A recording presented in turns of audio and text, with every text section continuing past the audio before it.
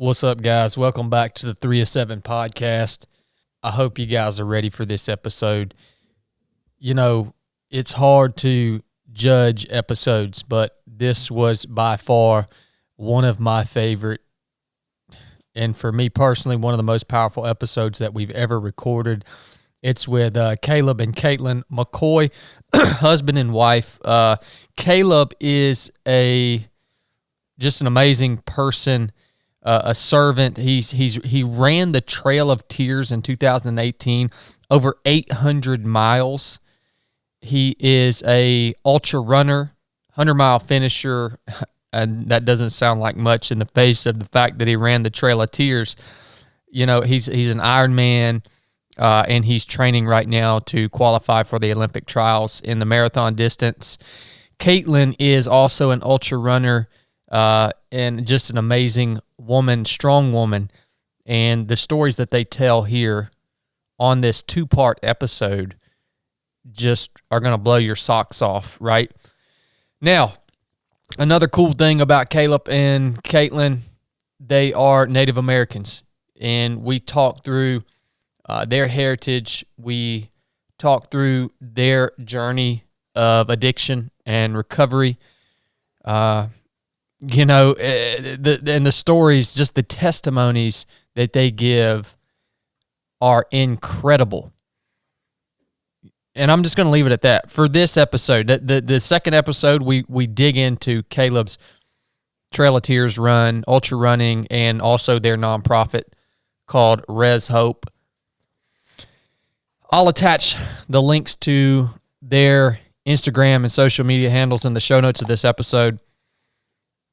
Yeah, I hope you enjoy this one as much as I did.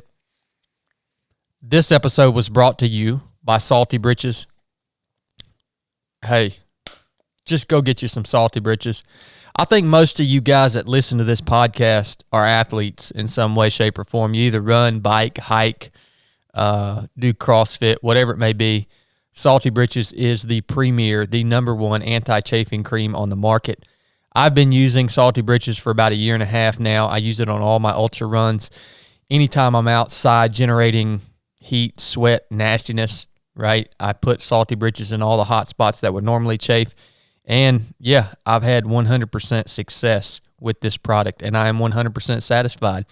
And I use it on almost a daily basis, which is why I promote it here on 3 of 7 podcast. Go check them out at getsaltybritches.com. Again, get you some. Support the companies that support this podcast.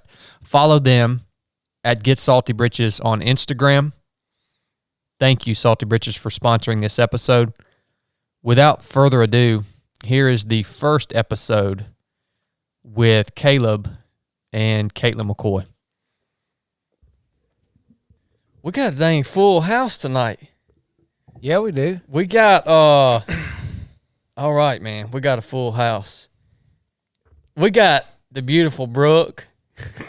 Hey, guys. We've got Katelynn McCoy. What's up? We've got Kallup McCoy. Yes, sir. And we have some spectators tonight. We got David and Britt Miller, my mother and father-in-law, that have joined in. They don't have microphones, but they are here. They're getting an exclusive first listen on the podcast tonight. Let me tell everybody what they just did. We told them the podcast is starting. Do you want to stay here or do you want to leave? But you have to be quiet. My dad gets up and goes and turns the vacuum cleaner on. So that's just, I don't even know what to say. I think David has like a clinical case of ADHD. Yeah. Though, like, it's bad. Yeah, it's bad. So we're taking a risk. Everybody listening to this podcast, we're taking a risk by allowing David Miller to sit in and listen. If you hear any strange noises in the background. And he's a few beers deep too, I think. he just wore Kallup out in some cornhole. Yeah. What happened, man? It was a massacre. It wasn't even close. It was not even close. Well, you guys were going 1-for-1 out there when I was watching. What happened? There's no excuse. He's just a better man to me tonight. He's watched it on TV twice. That is true. So. Look, if you watch cornhole on television one time, you still pretty cool. If you watch it twice, you're just not cool anymore, man. If you don't have anything better to do than watch cornhole on television, sorry, David. Dad's sitting over there too, and he can't speak for himself. He's just got to stay quiet. I love it. This has never happened in my whole life. I know, it's pretty epic, That isn't he it? can't talk. Yeah. It is pretty epic. All right. Did you turn off the Wi-Fi, boo? Mm-mm. Okay. You must not be close enough. No. All right, guys. So, hey, everybody listening, welcome back to the 3 to 7 podcast. I told you we got my brother Kallup and my sister Katelynn McCoy here. We got Brooke on the mic. Look, you guys are about to hear some amazing stories. You guys are about to hear some amazing stories of survival and overcoming. And look, Kallup is a ultra marathon runner. How many 50s have you done, Kallup? 4. 4 50s, a 100-mile finisher, Yep. 2-time Ironman finisher. Is that right? 70.3. 70.3. All right. And right now working on qualifying or aspiring to and training to qualify for the Olympics and the Olympic trials, marathon distance. Super strong athlete, great man of God, has some amazing stories. We have his beautiful wife, Katelynn, here. Katelynn, what's up? I don't have your Instagram bio pulled up. Oh, you are a 100K finisher, also an ultra runner. Yeah, I've done a lot of smaller distances, 30s and 50Ks. I don't have it added up how many. I just like to get out there and run. Yeah, but you paced Kallup at like every one of his races. Yeah, I usually my pacer mileage turns into an ultra. So Because I'm going through the gauntlet and doing a death march. I'm still trying to figure out the longer distances, and I mean, if it wasn't for her out there with me, man, I wouldn't have the finishes that I have for sure. Well, I mean, we haven't even mentioned that Kallup in 2018 ran the Trail of Tears, and Katelynn actually paced Kallup for over 400 miles on real? the Trail of Tears. Yeah. So, Dang. look, man, if y'all looking for some good folks to listen to, these folks aren't just runners, ultra runners. They are survivors, man. The stories that they have are unbelievable. And we're going to dig into that tonight. I'm going to pray real quick, guys. Yeah. Lord Jesus, thank you for bringing us together tonight. I pray that you would bless this conversation that we're about to have, Father, that it would go out and that it would not come back void, Lord. And we just praise you. We pray that your kingdom would come and that your will is done on this earth as it is in heaven. In Jesus' name we pray. Amen. Amen. All right. Amen. Thank you, guys. You got anything to say, Aunt Brooke? No. All right. I want to start off this conversation because another thing about Kallup and Katelynn is they are Native Americans. That is their heritage. And you guys live on the reservation, right, in Cherokee. Yes, sir. Yep. So they're the first Native American people that we've had on the podcast We've ever hung out with. yeah, I We've mean, been asking them all sorts of crazy questions. And all I day. have a deep interest in the Native American culture, and it's always been something that I've had a tremendous amount of respect for. I think, Kallup, I told you about that video I watched the other day on YouTube of the Marine in his dress uniform doing the war dance alongside of his tribe mate or whatever you would call it in the traditional garb, and man, it was just so powerful, man. Just to that Marine in that dress uniform, he knew the songs of his ancestors, and he knew the dances of his ancestors, and there he was performing that in the uniform of the nation that had defeated his nation, hundreds of years ago. And I was like, it was just mind-blowing to me. I've always had a really cool interest in y'all's culture, man. Tell us a little bit about the Native American culture, what it's like, living on the reservation, what it's like having that heritage, and just being a part of something that's bigger than yourself. Really, you guys are part of something that's so much bigger than just you. I mean, what can you tell us about it?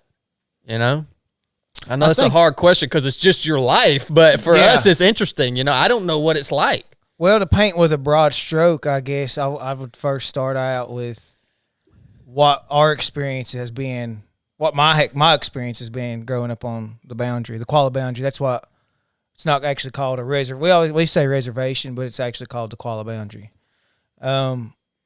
But yeah, I mean, just growing up on the boundary, it was really families, Gadugi, right? Community is really important to our people, and the family unit in our culture starts with the mother, the matriarch of the family, and so knowing that and seeing how my mom was always.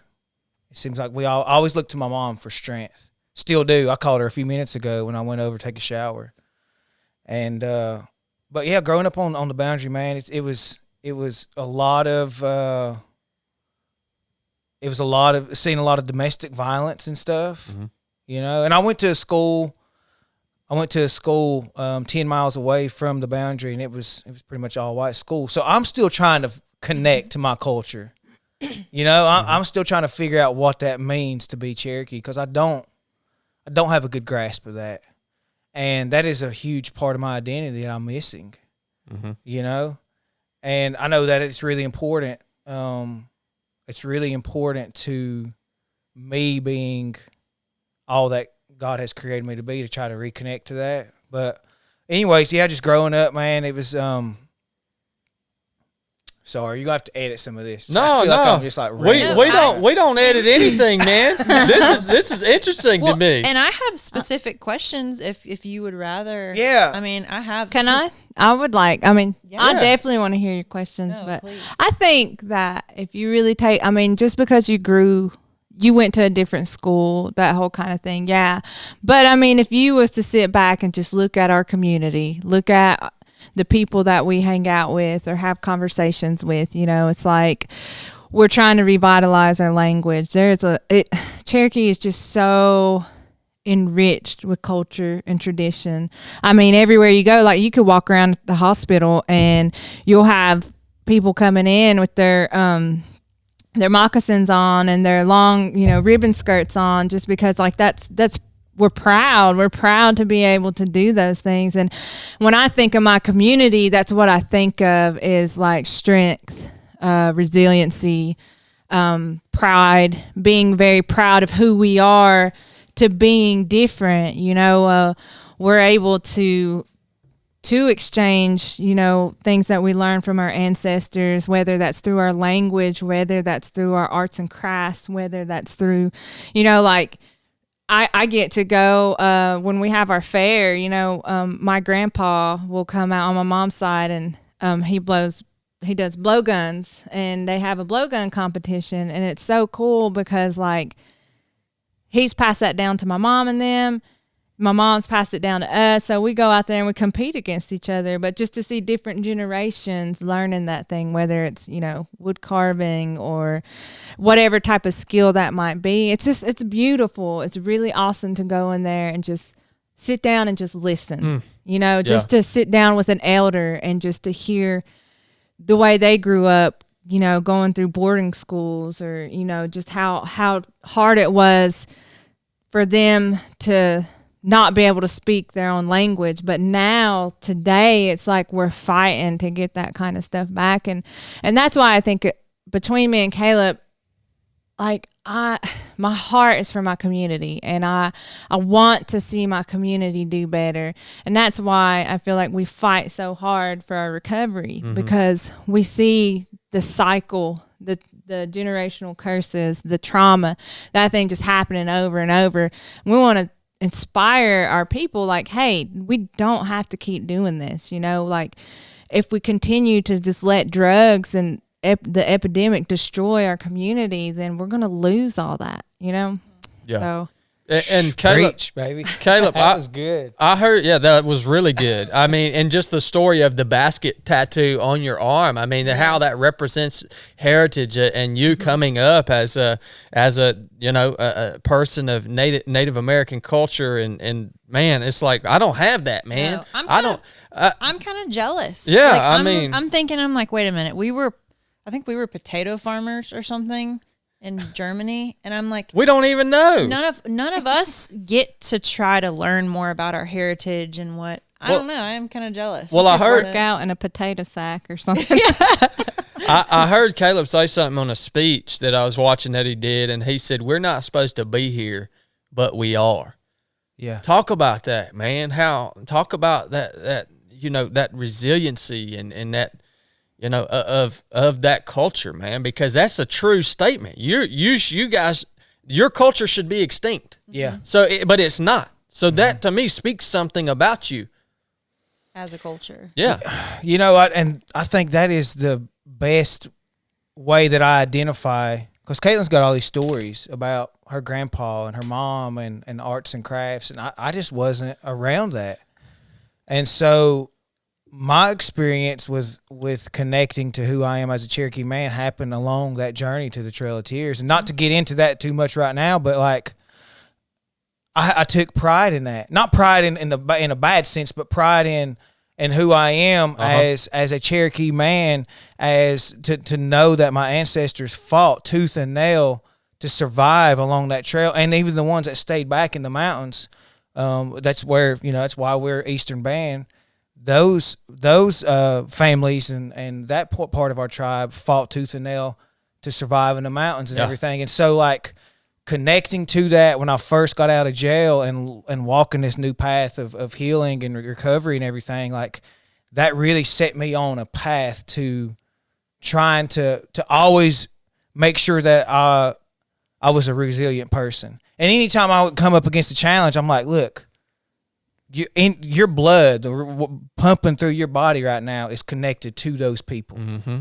And so like having that identity and learning who I am as a Cherokee man through that has helped me and served me, in so many ways now, moving forward. And how many, sorry y'all, how many generations back, I'm not a history buff, was the Trail of Tears?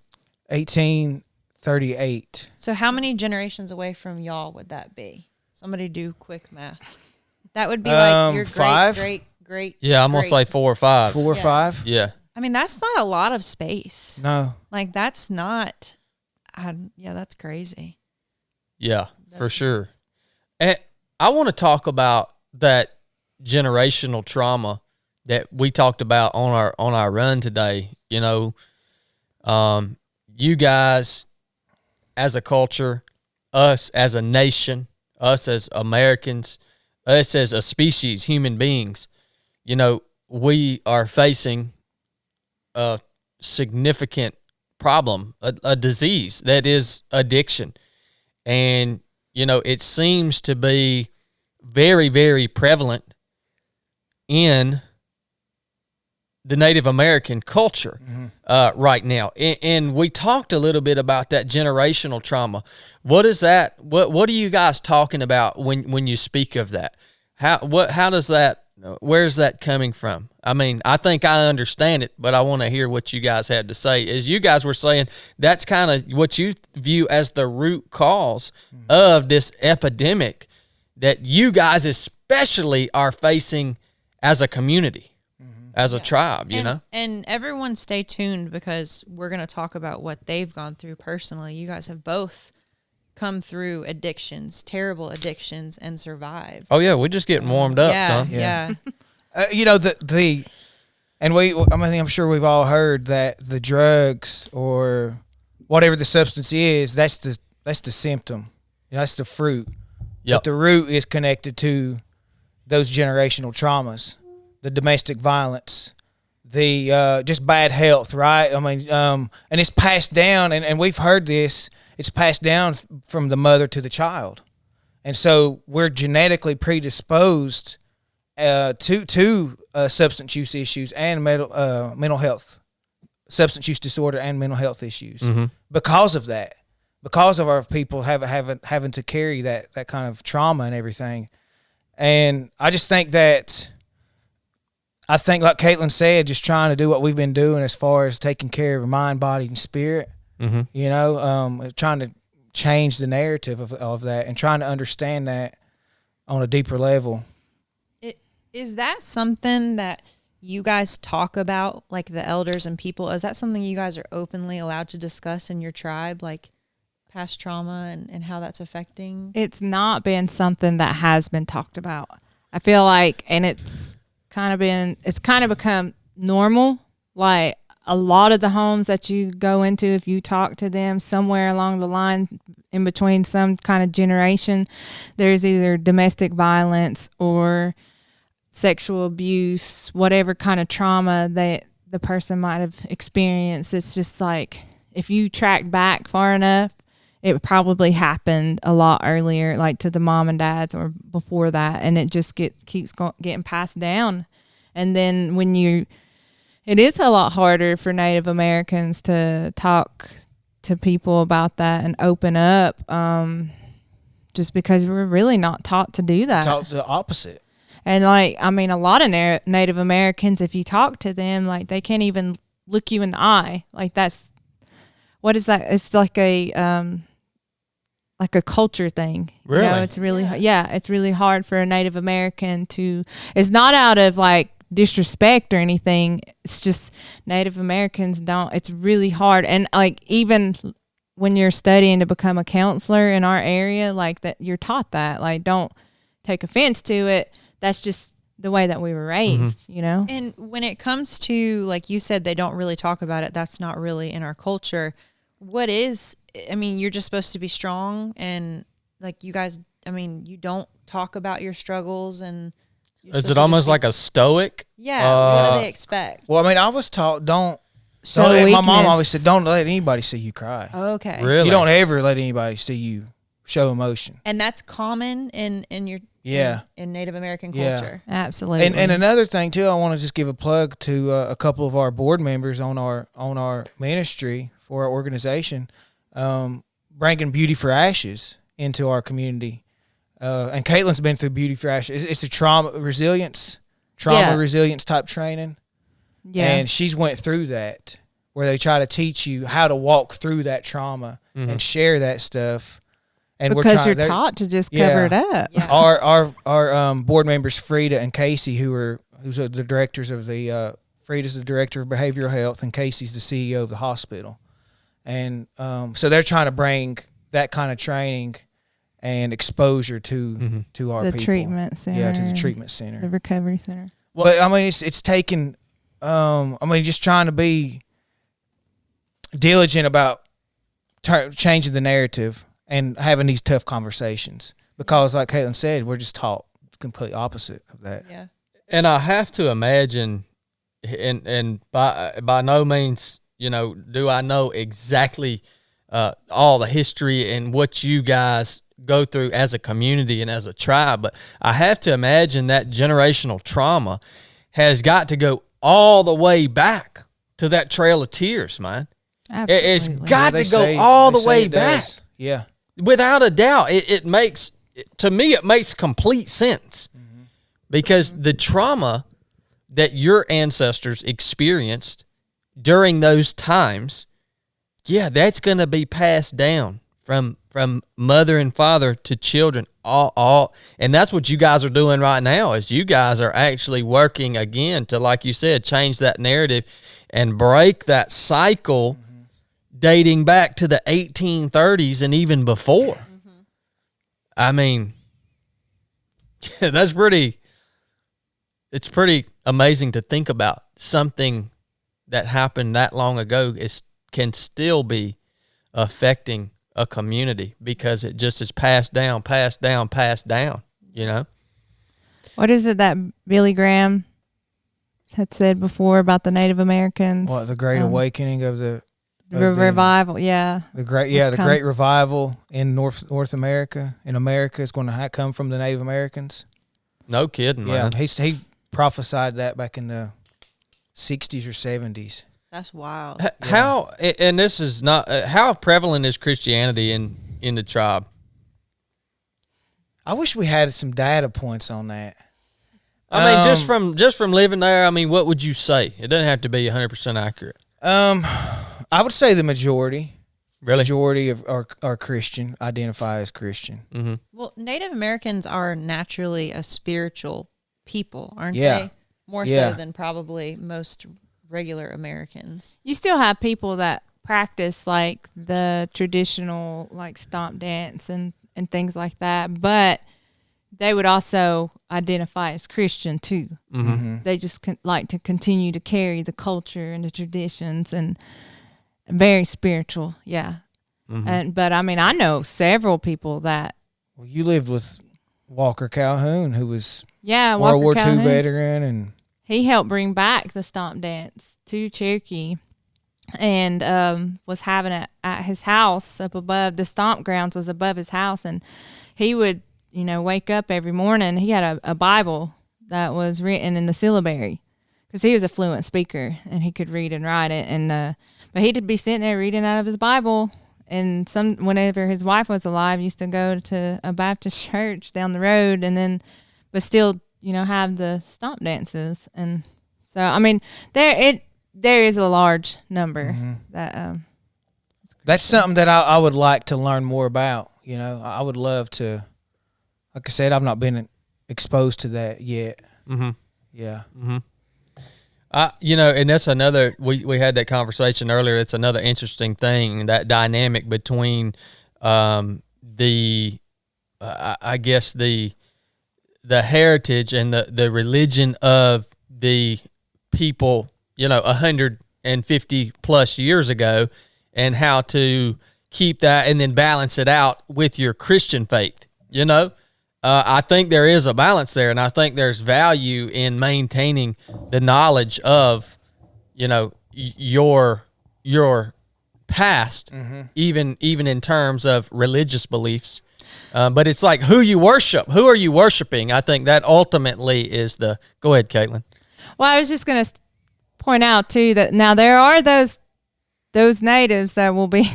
They'll say, we're not open to even hearing the word because that's the white man. The white man brought that. Really? And that's a generational thing. Mm-hmm. That's being held since the Trail of Tears and, when the settlers came over. And so some people. And it's understandable too, because when you come in and you're using the Bible to oppress people.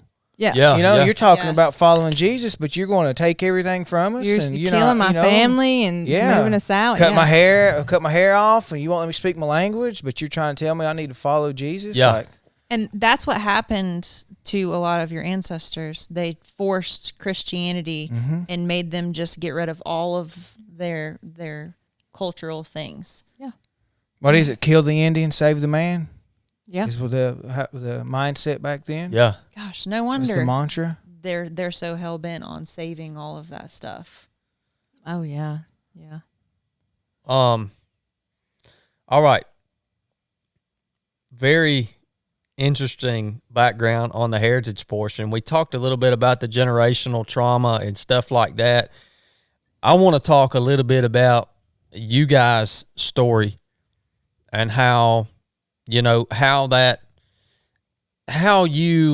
found yourself in the positions that you were in, maybe what led up to it, and some of the stories that you guys have, valuable stories from your times and your struggles through the disease of addiction. Yeah.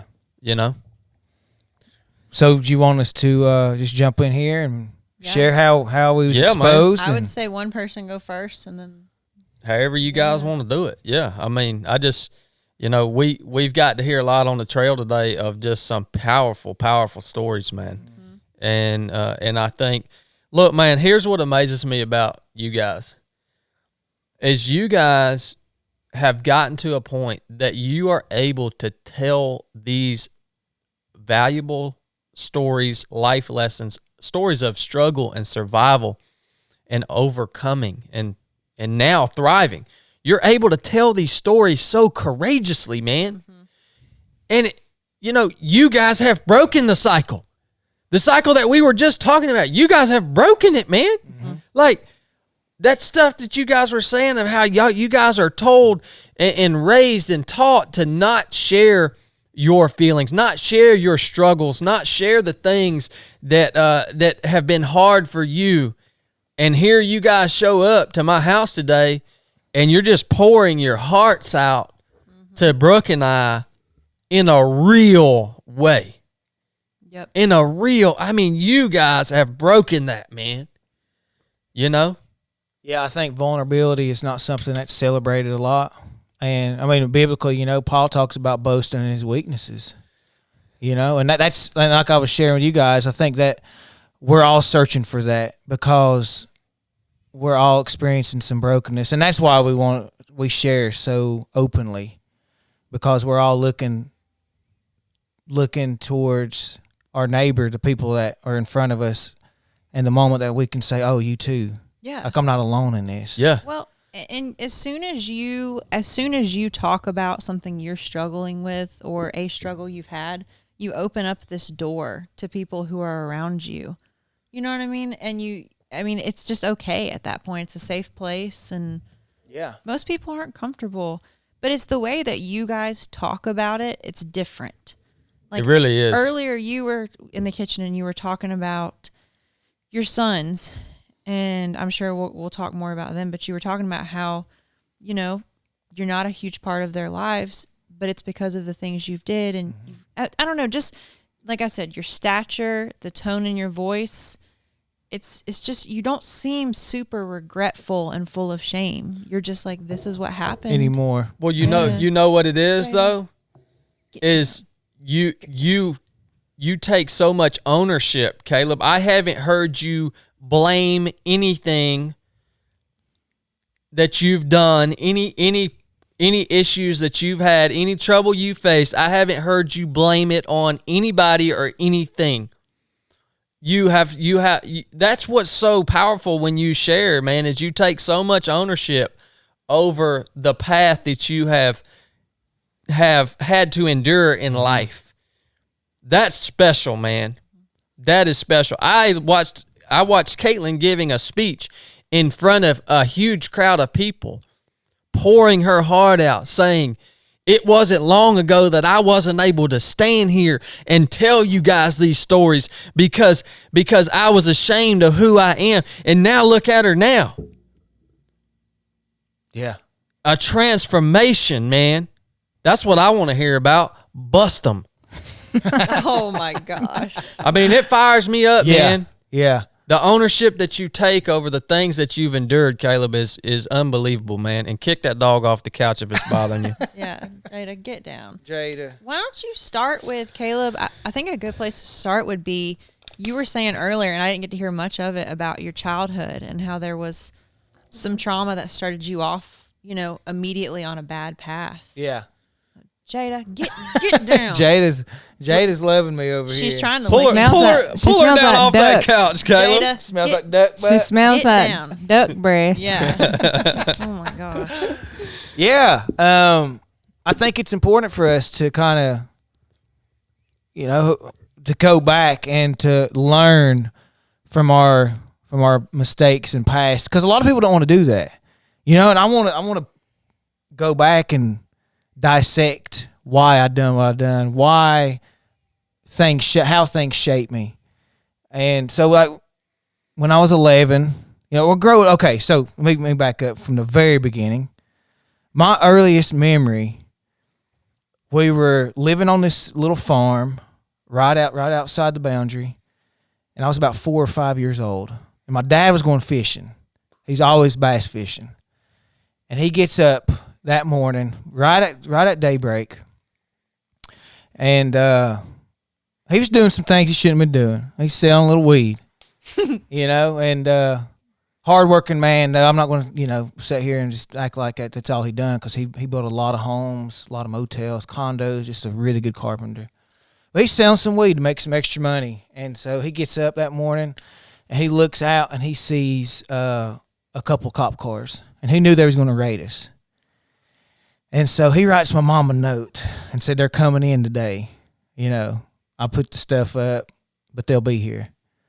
So my earliest memory, man, is the cops coming in and just absolutely turning our house upside down. And they're slinging, I remember seeing flour slung all over the kitchen and salt and everything.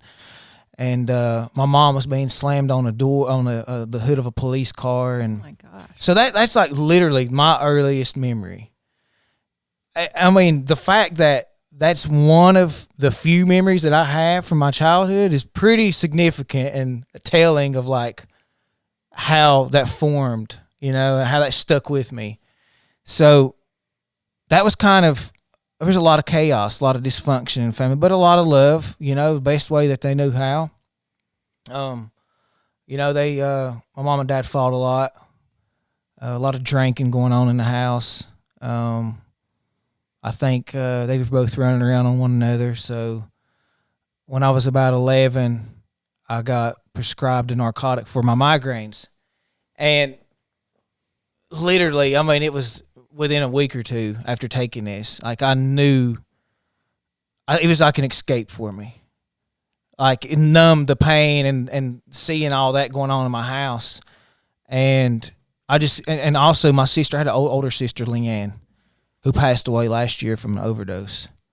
But seeing her, she's about 17, 18 at the time. She's out running the roads and everything, and seeing her using drugs. And I thought that, you know, watching my dad work, but then also watching my dad sell drugs. And, of course, I'm going to go the one with the flashier, the easy way, you know. And so that became what I aspired to do. Was drink, party, and sell dope, you know. I thought that was the way to go.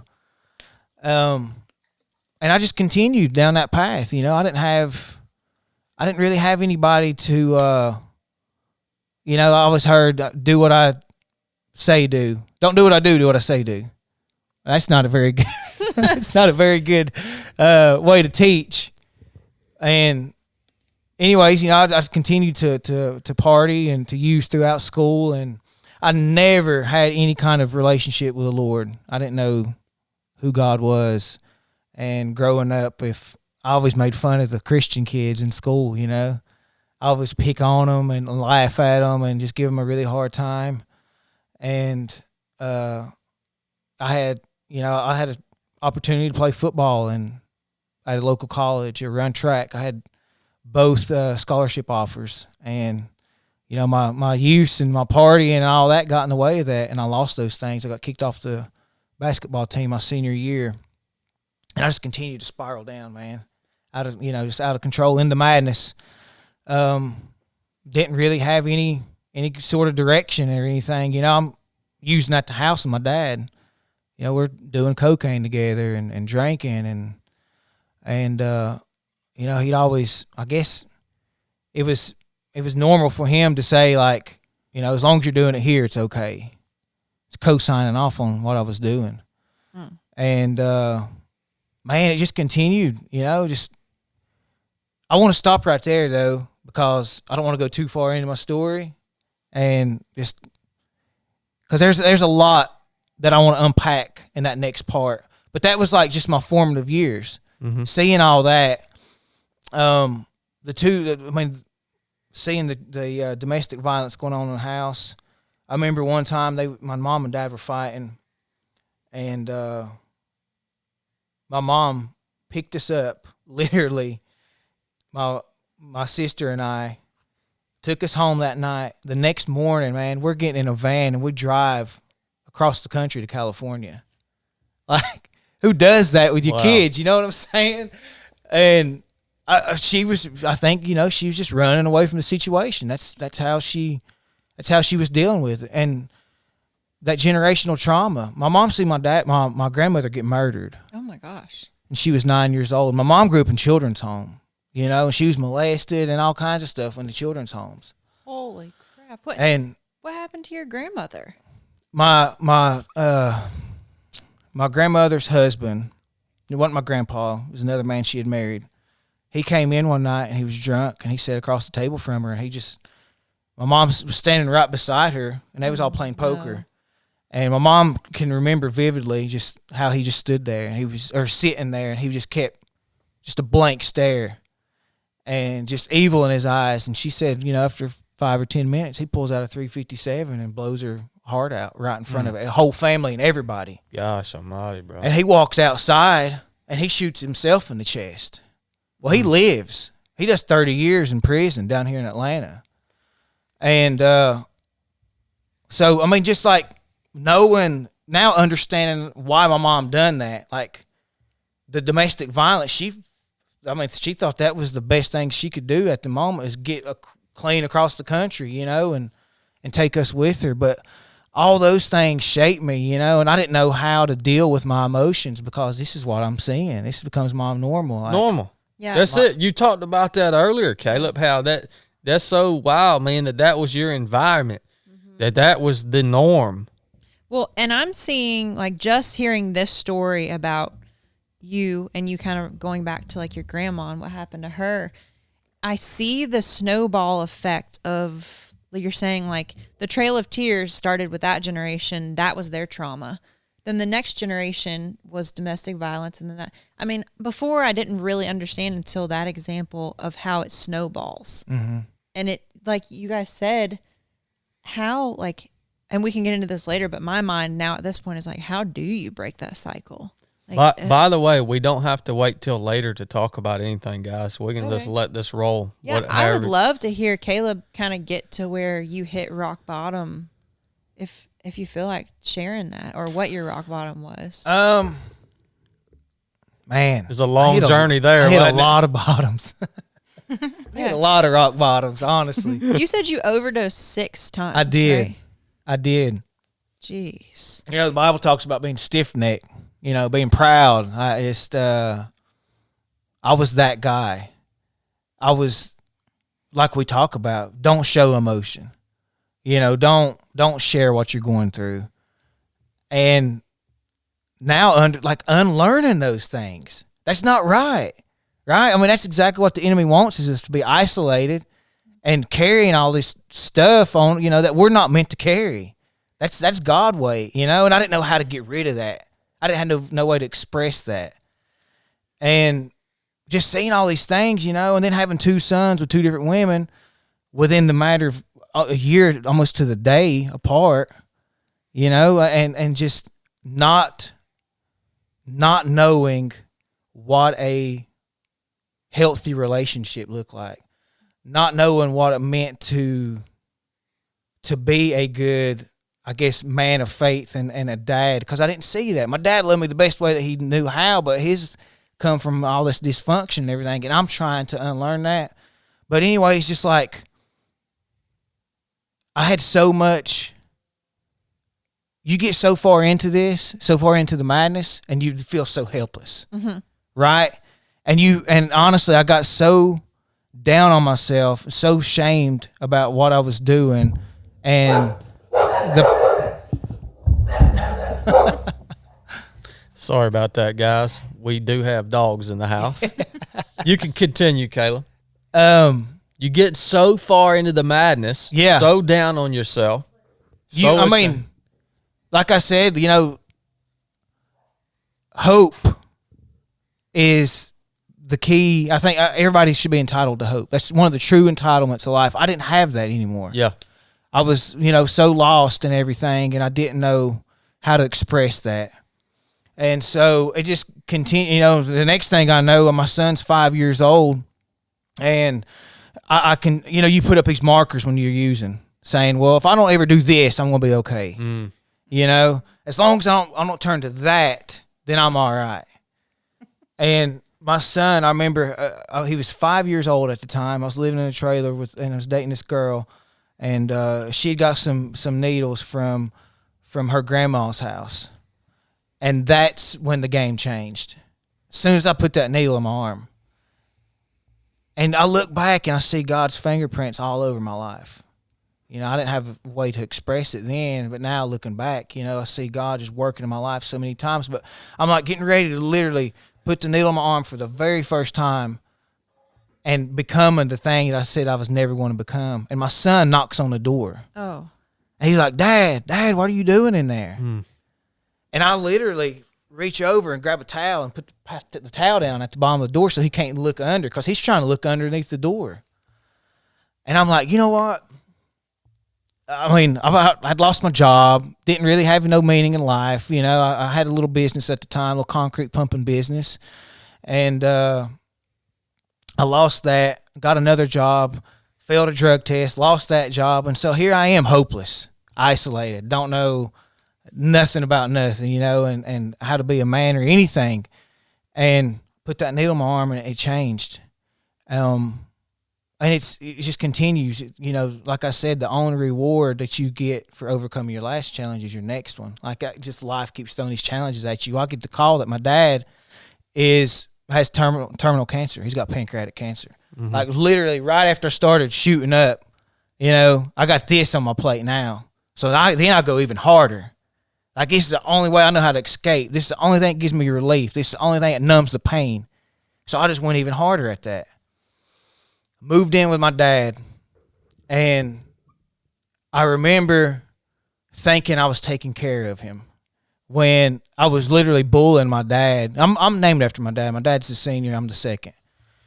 And I was bullying my dad, you know, my hero and everything. You know, I loved this man, looked up to him in a lot of ways. And I'm taking his pain medication. I'm taking his checks. I'm stealing everything. I give him 6 months to live. And he continues to fight and fight and fight while I'm continuing to use and just destroy myself. And I remember he got put in a hospital one time, and this is something I don't share a lot because this is really tough to share. But my sister and I went up to see him, and he had some complications with his chemo, and they put him in the hospital. My sister and I are beside my dad, and we're trying to figure out how we can get his pain medication out of his IV and into our syringe.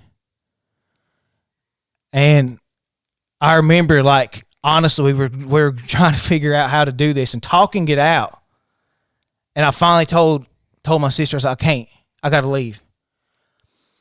I leave, go downstairs, sit in the truck. Well, later on, we get a call, says, your dad can't have any more visitors. I was like, why? He said, because somebody tried to there was a hole in his pain medication in his IV. Somebody was trying to get his pain medicine out. You know, and that's crazy, but that's what my life had become. I mean, it's so consumed, right, with the shame, so consumed with the physical sickness and dependency, like you have to. It's like your next breath of air. Yep. You know? Like, you got to have it to breathe. And when all these things started piling up, all these just the shameful things I was doing, it got to the point where I was trying to commit suicide by overdose. I remember sitting down in the bathroom after, before my dad had passed away, I went up to see him, and the nurses were asking him, like, you had 6 months to live. You're going on 3 years. Like, why are you fighting so hard? And I'm sitting here watching my dad, who's always 185, 190 pounds, strong man. He's about 130 pounds right now, just a shell of himself. And he's telling the nurses, he's like, I'm fighting to see my son be the man that I know that he can be. And I remember standing by his bed the next day after he said that to the nurses, and he just spoke life into me. And he's like, son, you're going to come out of this. You're going to come out of this, and you're going to do some amazing things for our people, for your family. And honestly, I was looking at him. I'm sweating, and I'm withdrawing, and I'm looking at him. I'm like, man, this is all I'm ever going to be. I'm just going to be a junkie. I'm never going to be anything other than that. And the day after that, he was in a hospice room. I'm sitting in the bathroom, and I can hear my dad's heart rate monitor. It's beeping, and it flatlines. And I got a needle in my arm. I'm in the bathroom connected to his hospice room. I come out. I give my dad a kiss on the forehead. Tears coming down my face. So I love you. I walk out of the hospital. Call my pill dealer. Hey, come see me. I'm hurting. I need something. And it just continued, man. It continued. I continued. That was September 14th, September 19th, 2014. He passed away. I wish I could say that was it. You know, like I said, that's a lot of bottoms I just described. Yeah. None of them were ever. No, but Because the difference is there was never any kind of radical encounter with Jesus. Mm-hmm. I continued to hit these bottoms. And I had never heard the gospel yet. Mm-hmm. Right?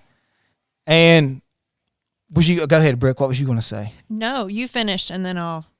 Yeah. Well, I want to continue, so go ahead. No, I just wanted to say that people who, you know, don't understand addiction, which is anybody who's not really an addict unless you're some kind of counselor, that to me, like those bottoms can either wake you up or they can fuel your addiction even further. Yeah. You know what I'm saying? Yeah. And it sounds like all of yours were just fueling the fire. It was. Like it was just a snowball of, yeah. No, that's all I wanted to say. Well, yeah, and to me, you're exactly right. I just had that conversation with my father-in-law, your dad, just a minute ago while you guys were out. He said, man, I just can't understand what you guys have been through. I mean, all three of you guys, you all have your own unique story. And I said, David, we can't understand it. Yeah, I've watched it from the outside, but I cannot understand what y'all have been through. And to me, when you tell these stories, it's a testament to the power behind these drugs. I mean, the spiritual, like I say, I see it as there's a spiritual aspect to it. It's just my own philosophy. Mm-hmm. But yeah, I mean, it's just a testament to the power. It trumps a mother's love. It trumps money. It trumps sex. It trumps everything on earth. That's all it is to me, you know, because that's not Kallup. No. We have Kallup sitting here now. No, after spending the day with you and Katelynn was telling me some stories earlier that I'm sure we'll hear in a little bit. I would never, ever take you two for that type of person. It's just not, but it wasn't you. It wasn't you. Yeah. That's the way I see it. mean, but I think, and like I was sharing you guys earlier, it was. I can't turn away from that. I can't run from that. Because if it wasn't for all those yous, all those me's, I wouldn't be the me that I am today. Yeah, that's true. That's true. God had you right. He used that. He's using that right now. 100%. Blood of the Lamb and power of our testimony. You know, and amen, brother. And to talk about all these awful, shameful things, and to see like there is a way out. There's light. Come on, at brother. the end of the tunnel. You know, to say like those bad chapters can have great endings. Mm-hmm. You just got to continue to fight. You got to continue to reach out and to speak about these things. And I didn't know how to do that yet. And that's I just continued on in this cycle, in this vicious cycle, in this madness. Man, you just dropped some wisdom on us, son. You just dropped some. Thank you for that. It's so hard to see that light. It is so hard to see that light, especially when you continue to surround yourself with the darkness. But you're that light. You're that light. I'm that light. Like, but it's hard, like just even when you're looking at yourself in the mirror, Mm-hmm. you know, like you don't. It's like Yeah. you just see a dead person. mm-hmm. Yeah. You don't value yourself for sure. You don't value yourself. I think, me and you were talking earlier and you were like, at a certain point, I didn't care if I died anymore. I was just going to live my life. And if I died running, I was going to die. Like, Yeah. it's just, Yeah, it didn't matter. And to talk about the domestic violence and everything, and I would be not being. I mean, I wouldn't be honest if I didn't sit here and say like I turned into what I seen at home. I turned into my dad. I become that person that was inflicting pain, emotionally, physically, in these relationships that I was in, and that was just, continued. I mean, that was just part of my story as I continued on in this cycle. Hurt a lot of people, and So after my dad had passed away, the year after that, about a 3-month span, I overdosed like 3 or 4 times. It seemed like every other weekend I was in an overdose. And I got out of jail one time, and it was the bond that my mom and I have. It's pretty strong, wouldn't you say? My mom and I. Oh, yeah, absolutely. You guys are really close. So I get out of jail, and I had been in there for about a month at this time. And you pick up right where you leave off, right? You start using the same amount that you were before you went in. That don't work. No. And so I called my mom. I'd been out of jail for a day, and I was going to go dig ginseng, try to make me hustle up a little money so I could go to the dope man. And so I call my mom, and I tell her that actually she stops me. She's like, "Are you all right?" And I said, "Yeah, I'm fine." I said, "Why you ask?" She said, "Because I had a dream last night that you were calling me in my sleep." And that's a bad sign, right? Yeah. And I was like, "No, Mom, everything's fine." And she's like, "Well, you need to call me as soon as you get out of the woods. Let me know everything's all right." I hang up the phone, and I had went and got something. Shoot up, overdose. The girl that I'm with had to kick me out of the vehicle and start beating on my chest. And I come to, start fighting. And anyways, I get arrested. And just same thing. Right back in the cycle again. Soon after that, one of my last overdoses, 5th or 6th overdose. I had to call the paramedics. They threw me in the bathtub, threw cold water on me. Barely kept a pulse that way. Drug me out of the bathroom. Paramedics show up. Police show up. They had to administer 2 Narcan kits. And come to find out, the woman that saved my life is now my mother-in-law. And that's just, like I said, you looking back, it's just God's fingerprints all over my story. You were dead, weren't Dead, you? flatline. my lips were blue, my ears, my eyelids, pulse. everything was blue. Yeah. So my mother-in-law, Nancy, Katelyn's mom, she in the middle of all that, she calls the ER doctor and was like, "He's gone."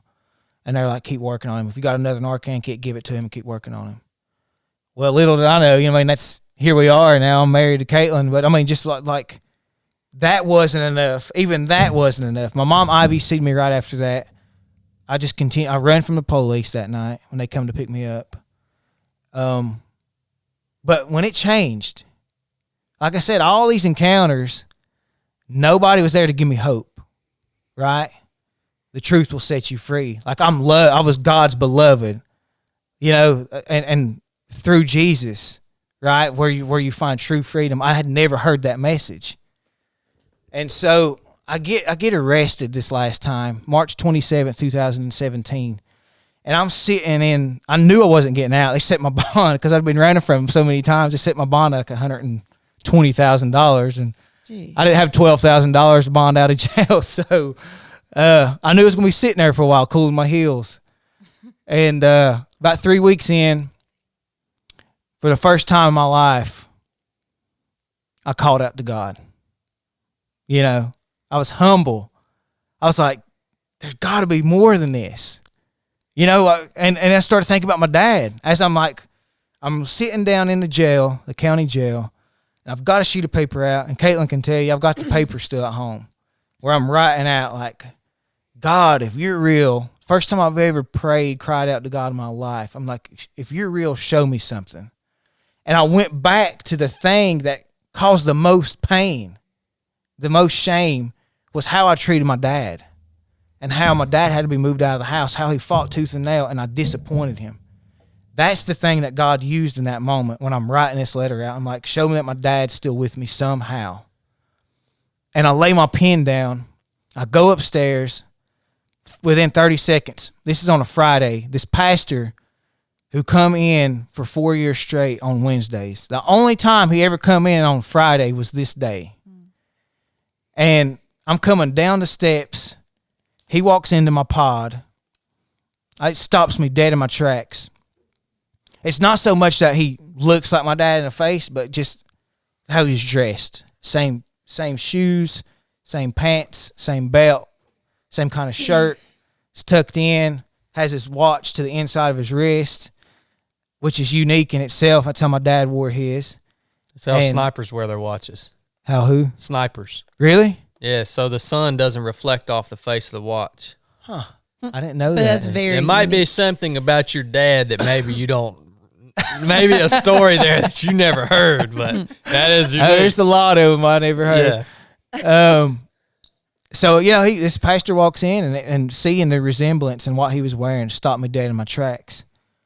And the icing on the cake and the thing that God used the most, I guess, for me to connect this whole experience was this pastor, Terry Taylor. He walks up to me. My dad would always place his left hand over ours, and he'd wink at me and say, "I love you, son." Never met this man before in my life. I walk up to him, shakes my hand the same way my dad does, winks at me, says, "I love you, son. What? I'm here to share the gospel with you." And I knew right then that it was Jesus that was shared with me in that moment. And that changed my life. No matter all the mistakes, all the stuff that I was carrying, like that all went to the cross. It was nailed there. Mm-hmm. It should be left there. Don't carry it anymore, Kallup. It's not yours to carry. That's basically what he told me that day. And I was like, man, that's what I've been needing to hear. That despite all of my brokenness, despite all my crap, that God still has a plan and purpose for my life. That simple message. And it radically changed my life. I honestly, and I go when I share in the schools and everything, that moment, I had the most exhilarating feeling of freedom that I've ever had, and I was locked up. Like, I was walking around telling all these guys, about what had happened to me. Like, y'all got to follow this guy, Jesus, Like, I was all about it. Still am, and... He's got some letters, like, where, oh gosh, they're ridiculous. The first letters he was writing in jail, like he's just talking like he was a thug, cussing all through it. And then after that moment, when you start reading his letters and the dates and stuff, completely changed. Like even the way he talked was just complete radical transformation. It was pretty wild. It was. I called my mom. Called my mom from the jail. I was like, "Mom, I'm different." She was probably thinking, "Yeah, right. We'll see when you get out." Yeah, I've heard this before. Yeah, I'll tell you what. She hadn't though. I've never talked about having any kind of faith or following any, having any kind of relationship with God. So when I started talking about that, she knew something was different. Yeah, and she will even tell you like, "Hey, you stop cussing." I've heard her say it. Like, you just didn't talk like that anymore. He will ask her, he'll be like, "Did you really think I was going to get out of jail and be the guy that I was today?" And she'll get quiet and then start shaking her head or nodding her head. And she'll be like, "You know what?" She's like, I did believe you. And she felt it. She knew somehow that he was going to come out a changed man. Yeah. Dude. To me, first of all, that's one of the most powerful testimonies I've ever heard in my life. It made me cry. It just made me cry. I haven't cried in months. Yeah, I mean, what the crap? That needs to be on daggone the Christian Broadcasting Network. Like, they need to make a documentary out of that or something, because for me, the most beautiful thing about it is not the miraculous fact that pastor came in on a Friday, that he had the same mannerisms and dressed as your father, that he shook your hand the same way. My favorite part of the story is the fact that the simple message of Jesus Christ, you explained it so perfectly, that all that stuff, man, was nailed to the cross. And man, that simple message is what transformed your life. Not theology, not arguments about religion, not any of that stuff. Jesus, the cornerstone of all of this, of all of our faith and all of our relationship with our Creator, that simple message changed the entire direction of your life. It works. Yep. Praise God. You Amen. don't have to go to Bible college. It's how simple is that message that Kallup just articulated. He did great too. You said, what did you say? You said, Kallup, you don't have to carry this anymore. Yeah. It's not yours. That's God weight. That is, I mean, you know, I'm sure somebody's going to be listening to this and they're carrying what they're not built to carry. Yeah. You know, and well, who doesn't want that trade-off? Mm-hmm. Here, you take this, God, and I'm going to give you transformation. You know what I'm saying? Like God, that's how it literally, like, it was this huge weight, and I automatically knew it was a heart change. So did you, going into this, like as a kid, did you ever have a concept of a creator or a God, or was there any foundation for this spiritual change? No. So, you know, my dad used to always, every now and again, because our name's spelled Kallup, but my grandmother got that. It was inspired from Kallup from the Bible. She just changed it, make it our own.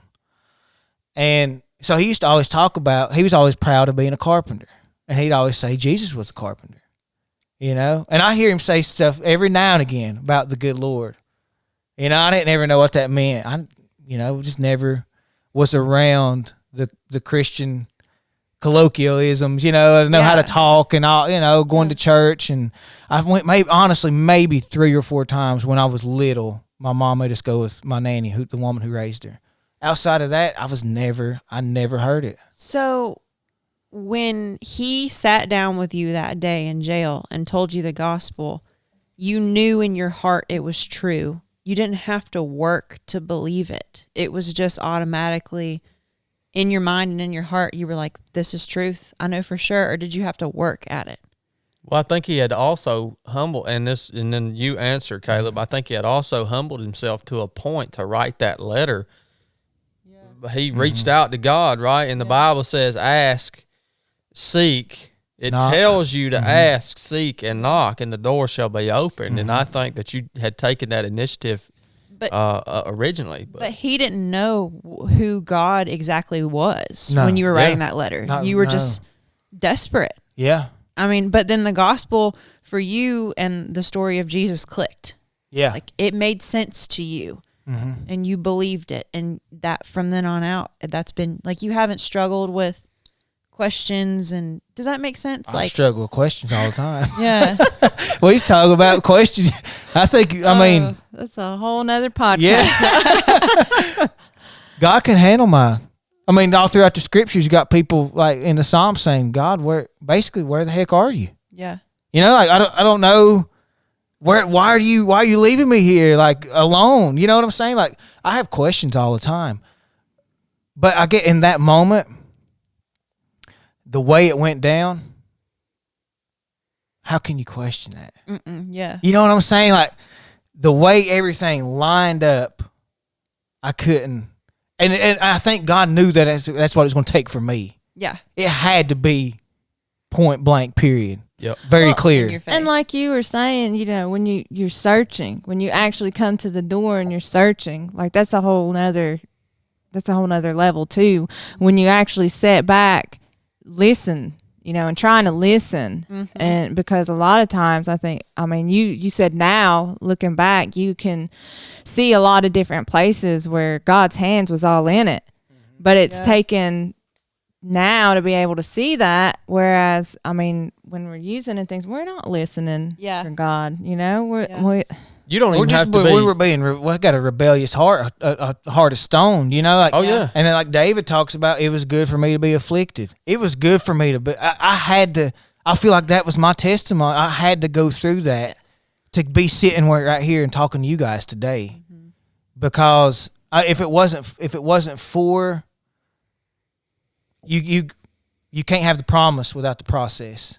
You know, and I was talking to Chad about that earlier. You can't have the crown without the cross. We're all going through some sort of suffering. You know, do we allow that to make us hard-hearted, or do we ask God for help and let it change into testimony and power and to set somebody else free? Yeah. And I needed that, right? I had to go through that. Dude. Yeah, That's an... Look, man, and you don't even have to be in active addiction or using drugs. I mean, just No. the way that we live our day-to-day life, that point that to get to that point, like you said, Kallup, where you are actually listening, like you said, Katelynn, where you're knocking, seeking, and listening for God's voice, to get to that point, that's one of the hardest points to get to as a human being, just by nature of the life that we all live, especially as Americans. Especially somebody who's not in a rock bottom place and who's not desperate but wants a relationship with Christ. That's even harder because you're not desperate. Like, you have an okay life and, you know, just something small's missing. I think it would be harder to get to that point where you did want to seek God. You know? Oh, yeah. How did Jesus feed the 5,000? Right? The 2 fish and 5 loaves. It had to be broken Son, we before just he talked could about bless. that. Yeah. And you got That's it. But you can't bless until it's broken. Yeah. You know? Yeah. And I think it's the same thing with us. Like, realizing whatever our struggle is, drugs, whatever, pride, whatever, fill in the blank. But knowing that I got to boast in my weakness and I got to let God in so I could be set free. Like, that's the trick of it. Humbling yourself, right? Yeah. Dude, I'm so excited to hear Katelynn's story now. Yeah, let's take a little. No pressure. Let's take a little break real quick, and then we're gonna let Katelynn take over the 3 of 7 podcast. This episode of the 3 of 7 podcast is brought to you by Exoskin. Hey man, Exoskin, it's fitness apparel, right? Socks, shorts, shirts, arm sleeves, beanies. They've got a whole lineup. They can cover you from head to toe. I've been using Exoskin now for probably 3 years. And look, I use their products exclusively for ultra running, for training, everything that I do. I will only put Exoskin socks on my feet. I prefer their toe socks. They are hands down the best on the market. Everything that they make is American made. And the technology behind the fabrics that they use is second to none. They've actually designed fabrics that channel moisture and sweat away from your skin, that help prevent chafing, helps prevent discomfort. These things are amazing, everything from head to toe. I love the compression shorts, the short ones. The only good-looking thing on me, really, in my opinion, is my legs. So I always get the short shorts so I can show off my quads a little bit. It's never failed me. So I want you guys to just give Exoskin a try. Look, you get what you pay for.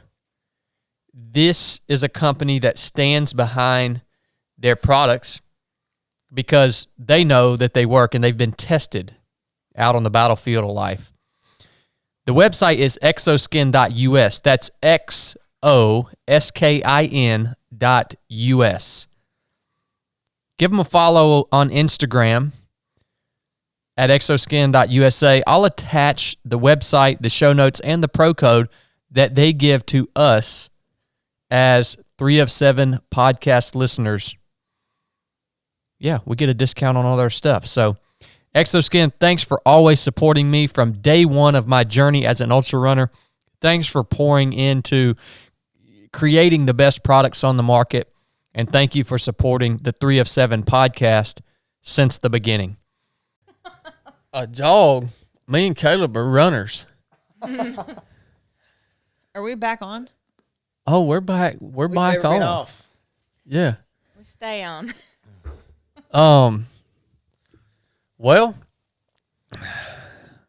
we just got to hear about when Kallup met a Jewish guy named Jesus. Come on. You know, and that to me is what a you don't talk about a testimony. That's to some a religious word. But, you know, it's funny that people can get up and give their testimony, what they call their testimony, and never mention the name of Jesus. And it's like, when they're done, you want to just ask them one question. No, man, hold on. That was all good stuff you said. But when did you meet Jesus? You know what I mean? Yeah. Because when you meet him, like you met him, you never forget that day. You never forget that. It's like if somebody walks up to me and asks me what's my BUDS class number, SEAL training class number, 278. I'll never forget that number. And it's exactly the same when you really meet Jesus in a real way, just like you just told us that story, Kallup. You never forget it. No. And I appreciate you sharing that testimony with us. I know that it will not come back void. Amen. Amen to that, brother. Yeah, I appreciate you letting me. Man, and I just pray that it goes out and it sets somebody free. You know, the wild thing is, it was really interesting when we were in the kitchen earlier, and Kallup, you could tell this conversation has been on Kallup's mind. And, he said, well, Chad, what do you think about recording here? And do you think we'll have time? I'm like, Kallup, just relax, bro. It's going to be exactly what it needs to be. And by gosh, it's exactly what it needs to be. And praise God for it. And we give him all the glory. And I want to hear from Katelynn now, because Katelynn has got some wisdom of her own, tremendous amount. I didn't get to spend as much time with you on the run today. You're a little bit faster than as I did with Kallup. Me and Kallup are runners. Brooke and Katelynn are also runners, but they were having such meaningful conversation that they were just out of breath. Yeah, they were using all their breath to talk. Screw y'all. In my defense, I've not ran since. No, don't completed my. Don't do it. Don't do it. Don't make excuses. In her defense, we're not freaking skinny little sticks that run fast. We're strong women. We got to carry a lot of muscle. CrossFitters. Yeah, we got to carry a lot of muscle around. It's a lot easier for you to carry these twig legs up that mountain. I got to carry these thunder thighs. That is true. Well, it goes back to what we talked about earlier. You guys are the matriarchs, man. Yeah. I mean, me and Kallup are the product of strong women. We are the product of the mentorship and the raising by strong women like you guys. So you're right, Biscuit. I can't argue with that. Yep. Shout out, Mom. I believe that. Shout out, Mom. Shout out, Mom. I feel like there's a lot of 5 a.m. wake ups when I set the tone. And Kallup knows if I'm up there, if I'm getting up, having to go out and work and do what. There's no going excuse to go anymore. work out after work. He gets his butt up and goes out and trains. So I can't lay in the bed now because she's getting up, going to work at 5 a.m. and oh man, that just takes all the excuses off the table for me. I'm like, gosh, she's up there working and going to work out after work. I better get my butt up. But go ahead, baby. Yeah, Can you start with kind of like where he started with your childhood and just? Yeah. So I seen my childhood. I mean, I grew up straight, Rez.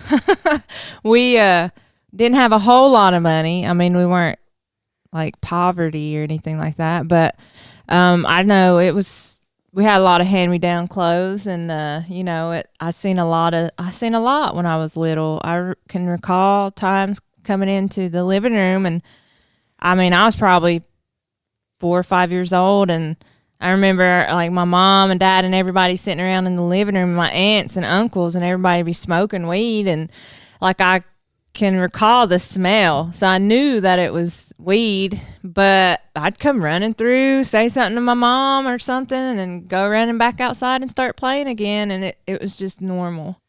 I seen it all the time growing up. A lot of domestic violence, like arguments, things like that. A lot of yelling in front of us, arguing in front of us, that whole kind of thing. And I didn't realize it until now, as I've come into recovery, how much my mom and dad's divorce played a huge role in a lot of different things. Like my mom, our relationship kind of went sideways. I held a lot of resentments towards her, especially like when she would start talking about my dad, because I was a big daddy's girl. And I didn't like it. I didn't want anybody else in my family. You know, I become so used to our unit.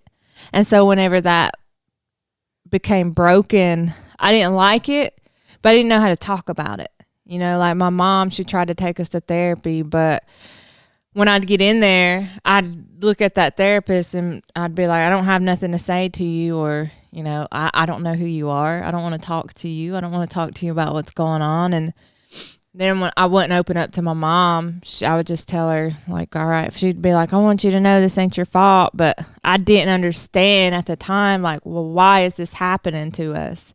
Because you look at, I mean, number one, there are a lot of broken up families on the reservation. And number two, I didn't want it to happen to my family, you know. How old were you then, Katelynn? By that time, I was, I think I was either 9 or 10 years old. I was 10 because we moved out of my dad's when I was 12. He kept us for a couple years because my mom, she was still going to school and didn't really have her own place for us to come to and that kind of thing. Like we would just go and see her on weekends and things like that. My dad, he had the house, the vehicle, the stable job, you know. So at that time, it was better for us to be with him. Well, when we moved to my mom's, I was really, I hold a lot of trauma to that. Like, that's one of the vivid memories. Like, that crushed me. For whatever reason, I've had a really close relationship with my dad. And, you know, being taken from the house that we grew up in, it was just really hard for me. And I remember sitting at the bottom of the toilet, locked myself in the bathroom and just squalled for hours all night. And I was only 12 years old. Growing up, I've always been really smart. When I was in the 4th grade, like every year I would get what's called the Chiefs Award, where the top students out of each grade would get these awards. But then there was like another top student that was best all around. So since the 4th grade until I graduated, I got best all around every single year. And then valedictorian, right? Yeah, when I graduated. Right? Yeah, valedictorian. Okay. And that actually started, that goal came about when I was in the 4th grade. I'd seen my cousin graduate, and I'd seen the valedictorian give their speech, and I was like, man, you know, I want to do that, because I seen like everybody in the crowd, they were laughing, started crying, were really moved by what this person was saying. And so I told my dad, I was like, Dad, I'm going to be that person. Wow. When I graduate, I'm going to be that person to get up there and do that. Knowing like how you have struggled with acceptance, do you think that was a way that you figured you might get acceptance? Absolutely. Like, and that's I want to be that so I could get the acceptance and love that I'm missing. That was one of, you know, absolutely. That was one of the things that I always struggled with, you know, coming from a broken up family, not understanding why, and then just, I had really high standards for myself, and I felt like sometimes I project them on myself on my own, and then other times, you know, my parents, they really pushed me. They were like, you know, they wanted me to succeed and they wanted to see me do well. And so I set really high expectations for myself. And absolutely, yeah, I wanted the crowd to like me. I wanted the eyes to be on me. I was very outgoing. I was very I had very strong leadership skills. Mm-hmm. And so it was funny you were talking about the ropes course thing, yeah. Because it totally made me think back to the first time I ever tried any kind of substance, which was weed. I was 12 years old. We went on a leadership camp because that next summer we were going to do a summer camp for these kids from out of state. They were going to come to Cherokee, and we were going to do our own ropes course for them and do like a week-long camp out thing. And they wanted to have peer leaders, so they sent us out to New Mexico to do their ropes course. And while we were out there one night, everybody decided to sneak out of the tents and sneak away from our counselors and go out and hang out. So I was like, yeah, I'm coming along, and got out there, and somebody pulled out a bag of weed. And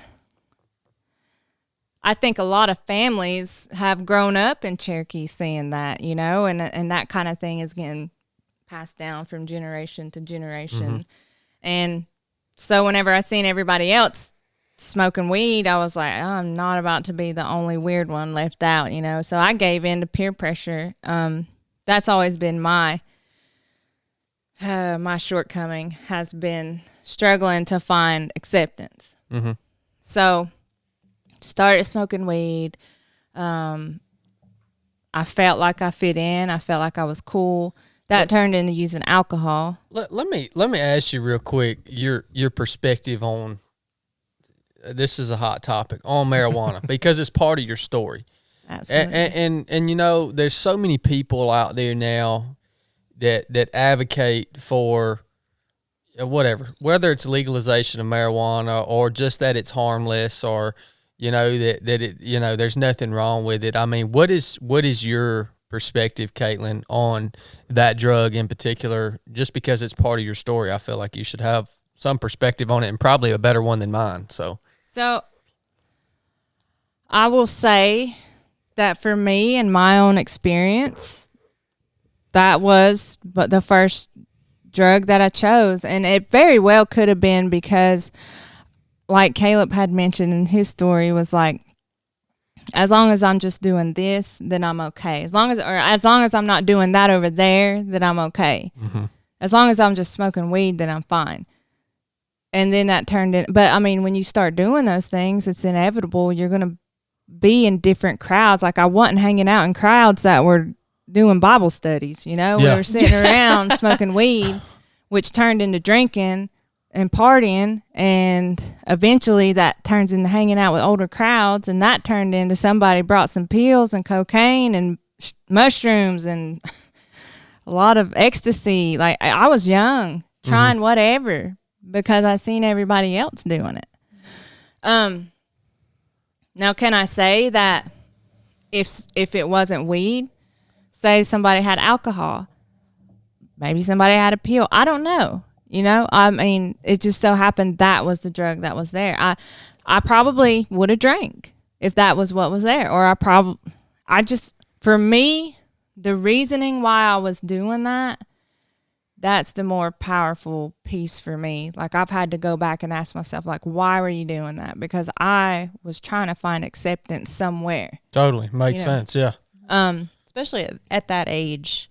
I mean, that's a really volatile age where that's all I wanted to do at that age frame is fit in. Yeah. Or, you know, if you're trying to rebel, maybe like, I don't know. I don't know. Maybe I wanted to do something I wasn't supposed to be doing, you know? Yeah. I mean, I think that's kind of the whole teenage formative years, right? Rebelling a lot of times. Not everybody, but I think a majority of us have all struggled with that at some point. So how old were you? Like you just kind of gave us the rundown of how it kind of morphed into hard drugs. Once you started dabbling in like heroin and cocaine, how old were you at that point? Well, I was 14 and 15 when I was doing cocaine. Okay. And see, I about did it again. I about said, but not heroin. Trying to make it seem like I was just doing cocaine. I just smoking crack. No big deal. Yeah. That's really interesting. When I was 15 years old. That's such a common thread, though. Something that you have to be constantly on guard against that. Yeah, it's cool. I did it earlier. Yeah. When we were talking about meth, I did it earlier. Yeah. I was like, ooh, you did meth? Yeah. Yeah. That is a very, very interesting perspective of how aware of that you guys are. And that's a very healthy thing because that's the way we should all be thinking. We should be thinking that way with all sin.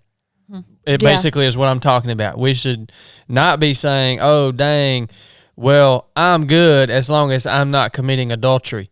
oh, I'm good as long as I'm not committing murder. Right. You know, it's really, really a great mindset shift that you guys have found through the recovery process. Yeah. It's awesome, man. And even I'll take that just for a second. I want to take that just a little bit further about the sin conversation.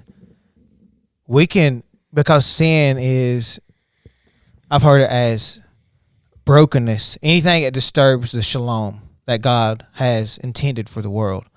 So the shalom, the peace that he has intended for the world between myself, me and my neighbor, me and creation, and me and God. Anything that disturbs that can be considered sin, right? Like being holier than thou and calling people out is sin, you know?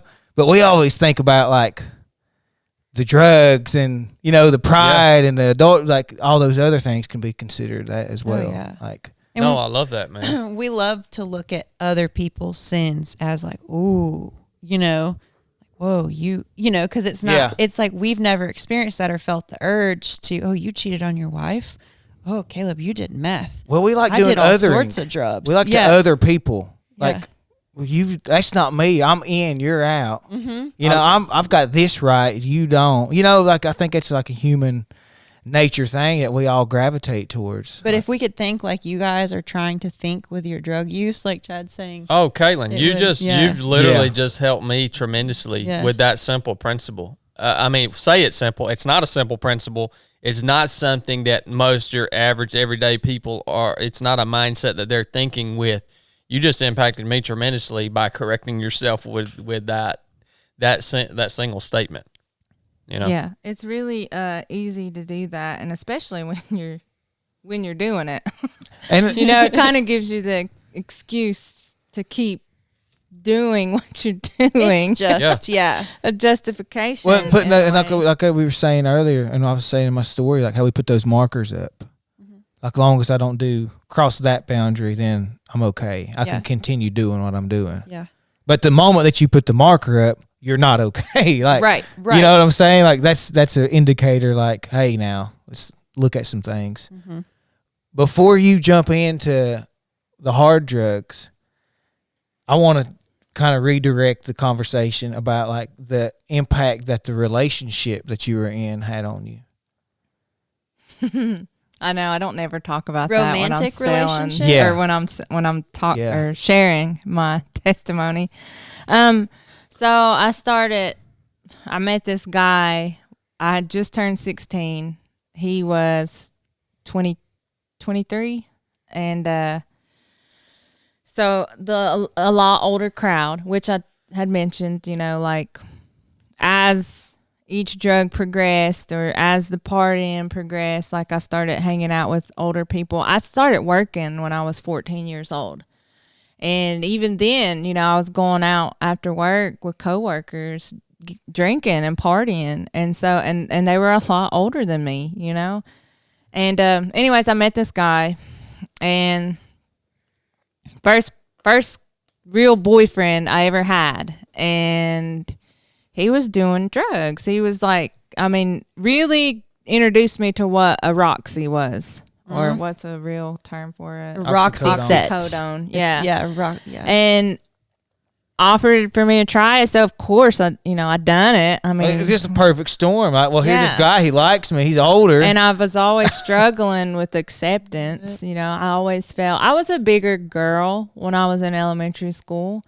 There was a period of time I wore like a short boy cut, and I struggle with you know, image, Self-esteem. identity, self-esteem. I really struggled, and so like when there's this guy actually paying attention to me, I fell hard for him, and we started doing harder drugs together. I got, by the time I was 16, sorry. No, it had to be 15 then, because I was doing pills when I was 15 years old. And it just kept progressing further and further into something harder for me to escape from. But I would tell myself, you know, as long as I can keep my grades up, then I'm okay. As long as I don't let my, if I'm playing sports, as long as I'm doing what I need to be doing, fooling my teachers, fooling my parents, well, by that time, my dad, he was going through a lot of stuff, his own stuff with the divorce, and he was the bachelor, had his own bachelor's pad. And like I said, my mom, our relationship got really strained. I had a lot of resentment towards her, and one fight it took, and I had got in trouble. I'd got caught for I don't even remember what it was now, but it had something to do with substance use. And I heard her talking about it to her boyfriend at the time, and I got so mad. I was like, that's not my dad. What are you doing sharing information? Why are you talking about me to him? And it wasn't like at the time, I understand it now. It wasn't a bad thing. She wasn't saying anything bad about me. She was saying the truth, what happened. And she was speaking to her partner about it, which she should be able to do. That's what you do with your spouse. But at the time, as a 16-year-old hot-headed redhead, I ended up leaving and moving to my dad's. And from there, he was smoking weed, and he's kind of like Callup's dad. He was like, as long as you're doing it here, and I know that you're not out running the roads, you're here, then it. So that method doesn't work for Not at all. for parents out there. Oh no. FYI, we have spoke about it, and when we have a child, that whole concept will not be brought into our home. Our kid will not be. Y'all just put that parenting style to rest, son. Thank goodness. It does not work, guys. Don't do it. Yeah. If you're doing it, please stop. Yeah, right. You're not helping the situation. So you were dating the boy. The man. I'm hung. The man. I'm hung on this because that's my first drug I ever. Well, Roxy's was what I got hooked on. That was my first hardcore. So I was waiting to see what you were going to say about the first time you tried that. Oh, I loved it. The way that it made me feel. Actually, I remember we were watching a basketball game, and I could just, the feeling that it gave me, I just felt like I was a completely different person. And another thing with pills and drugs is at the time, it's not now, I have a completely different way of thinking, but at the time I felt like I come out of my shell more. Like I was likable more. I was False more sense of easygoing, and people wanted to be around me. Like I was the clown, I had everybody laughing and things like that. But when I wasn't high, I was more introverted, and so yeah, I fell in love with it. And where I was working, that's where all my money went towards. I was working, he was not. And that was the way it was throughout the whole entire relationship. He never worked. Wow. So you graduated valedictorian. I did graduate valedictorian. I did end up quit. I did not play basketball my senior year, and I love basketball, and I quit because of drugs. I didn't want to have to keep trying to pass a drug test. So I'd be drinking yellow root and all kinds of stuff trying to, if I knew we had a drug test coming up, trying to get on the team, and I just got tired of it. It's too exhausting. So I share that because it just goes to show how the drugs just start snatching everything up under your feet. That's exactly what just came to my mind. Yeah. It was like that soon in your life, that soon in that sickness, it was already taking so much from you. Well, and perspective, I don't know if you remember, but I remember those, we called them 30s or Roxy's. Yeah. When I was here, kind of just running the roads, as y'all are saying or calling it, they were $20 a piece. Yeah. $20 to $25 a piece. And I don't know how many y'all got up to a day. I was doing up to 8 a day at one point. And you're talking, what is that, $160 a day? Yeah. What is, perspective. You are, as It's a taking everything. 16-year-old, I don't know. It's just crazy. Mm-hmm. Yeah. And I went for the waitressing jobs. I didn't want a job if I wasn't getting cash that day. You know, you start forming this mindset of manipulative ways of how you're going to be able to get your next high. You know, I wasn't trying to get a paycheck in 2 weeks. Yep. Like, I need something immediate. I need cash in my hand today. Because I wasn't just feeding my habit, I was feeding that person's habit too. And so yeah, when I did graduate, wild enough, valedictorian, and I gave that speech, and so we'd already gotten our small per cap, and I was so high. Like, I'd went and got a script of Roxy's the day before, like a whole prescription, and I smoked some weed right before we were going down, and I can't even tell you what I talked about. Oh gosh. And I, like, that's so bittersweet for me. I mean, I'm very proud of accomplishing that because it was a goal that I set.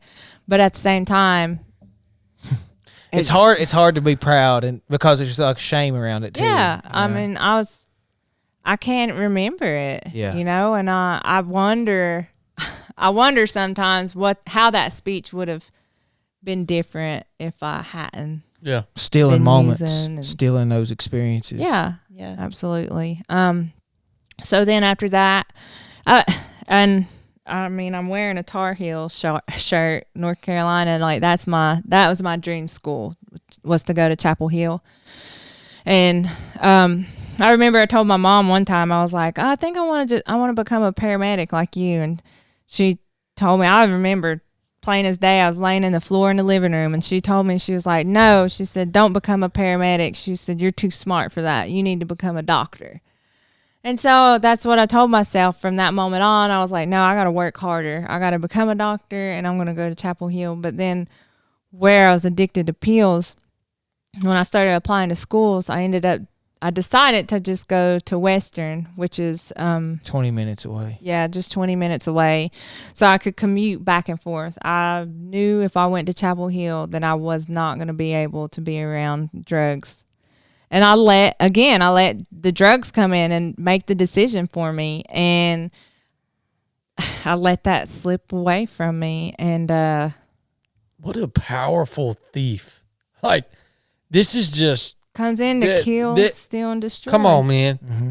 This is just over the top. I mean, Yeah. to think that something is that powerful, A substance. that a substance is that powerful that it can literally steal everything from you, up to and including your very life's breath.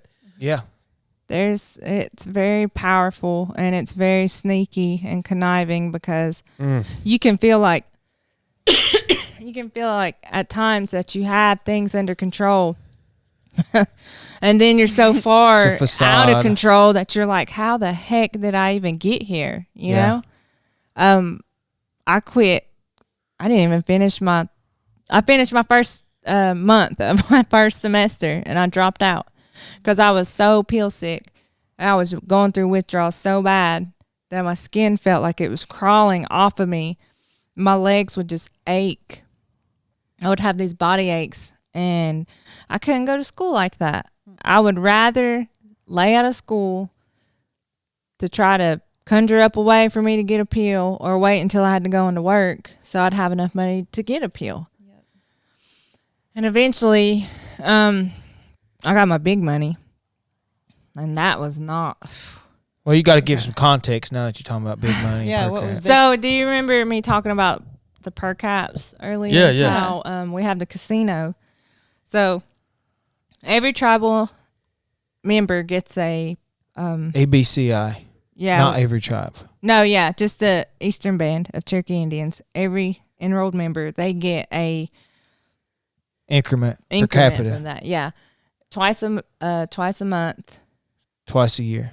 Yeah, sorry. December Twice a 1st, year. June 1st. And so you can't get that until you turn 18 and you graduate, or Put that in a until trust fund. you turn 21.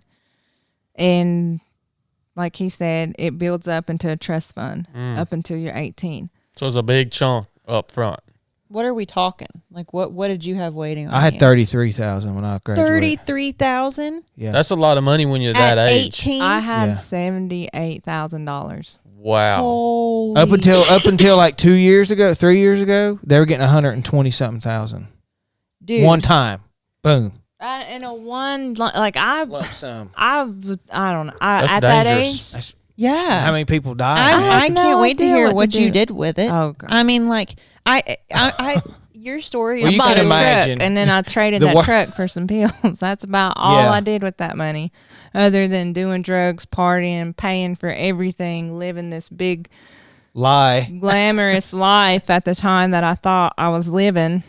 Everybody got a good Christmas that year. People I didn't even really know. Yeah. Boy, they got to change that, son. They they did, but now I mean they still get a chunk. Now they got to go It's through in, a a budgeting class. class. And they get like Increments. at different ages. Yeah. So that got really out of control. I was like traveling back and forth to Atlanta, South Carolina, different places, Tennessee. Like you were talking about doctor shopping. Mm-hmm. Like I was covering people's scripts, taking them doctor shopping. There's a time I went over to Atlanta, then cut all the way across to Tennessee just so they could get both their scripts in one day. I mean, So you were in the dealing world at this point. Yeah, I mean, you yeah, and were no longer just using. You were dealing to cover your habit. And I'm Yeah. glad you said that because it's a good segue because this is when she started getting locked up and racking up charges. So what age are we at now? Like you're starting 18. Well, 18 going through 19, Okay. and it's closer to 19, because it took me a little bit longer to get mine than everybody else. But so when that money ran out, because like I said, I was with a guy who didn't work, and so the money started going quicker and quicker, and I always as an addict or as somebody who uses, you always tell yourself, well, I'm going to buy more and I'm going to be able to double my money, but it never works like that. It never happens. And when I ran out of money, working was not, by that time, my tolerance was so high. I couldn't afford my habit anymore by just working a waitressing job or doing, whatever that looked like. So eventually I just quit my job and I started. You had to deal to fund your habit. Yeah. And that's all it was selling drugs. And then eventually I started getting caught for that. I got arrested one time. My mom, she had a lace and like a beads and leather shop. And her and my grandma used to be she's a retired magistrate, but they were sitting over at her shop, and across the road they see blue lights. And so my mom, my grandma seen it, and she's like, I wonder what's going on over there. So my mom, she said she just felt it. My grandma was like, where are you going? And she said, I feel like that's Katie. That's what they call me. So she comes out the door and is coming across the parking lot, and I'm getting slammed onto the ground, and there are pills flying everywhere because my right thinking was, I got to eat these pills.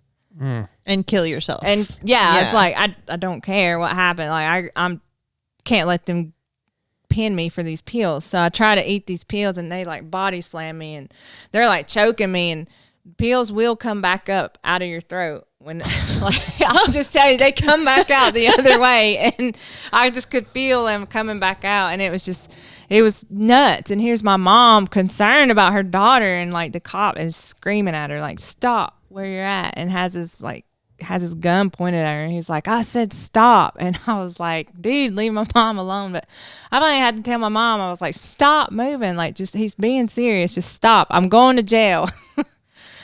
Oh man, I really haven't thought back on that. Like that's embarrassing, for your parents to have to see you go through that. Did a lot of hurtful things to my family, stole from them. So if I didn't have drugs to sell, I was stealing from stores. God, I started cycling in and out of the jails, and eventually I got turned on to, or I was like Kallup. I told myself, as long as I'm not shooting up, Yeah. You know, I'm still just I want to run this snoring thing them. out until Yeah. I'm okay as long as I'm not shooting up. But and then there's a pill shortage, and you're withdrawing. yeah, And you can't get pills. And they're but someone has a needle, and they're Yeah. like, "Hey, look, just hit you faster. You don't have to. Yep, you don't have to do as many." And I got turned on, and it got really out of control. Then I didn't care who you were. I was gonna try to manipulate you in some kind of way. And then I got introduced to meth, and that really spiraled out. I figured out that I could make a lot of money really quick for really cheap stuff. And I eventually went to prison for selling meth. It's so wild. Here I was voted most likely to succeed. Yeah. As a senior in high school, graduated valedictorian, to now sitting on a prison bus surrounded by other women headed out to Raleigh to go to processing, to go to prison. This stuff doesn't discriminate. No. Oh, no. It doesn't. Not at all. Because that person was still in you at that point. It's just the evil's too strong, you know? She didn't have the light yet. No. She didn't have the light yet. Yeah. Well, and was this, today you told me a story, and you don't have to tell it all through and through, but it was crazy about your car accident that you had when you were using. Was this between all this? Before she went to prison. That was right before I went to prison. Since she brought it up, I stole somebody's car. I'll just tell a short version of it. My right thinking was, when they showed up to retrieve this car, instead of just giving the car back, which I'm just like, what is wrong with you, Katelynn? Like, I jumped in the car, took off down the road.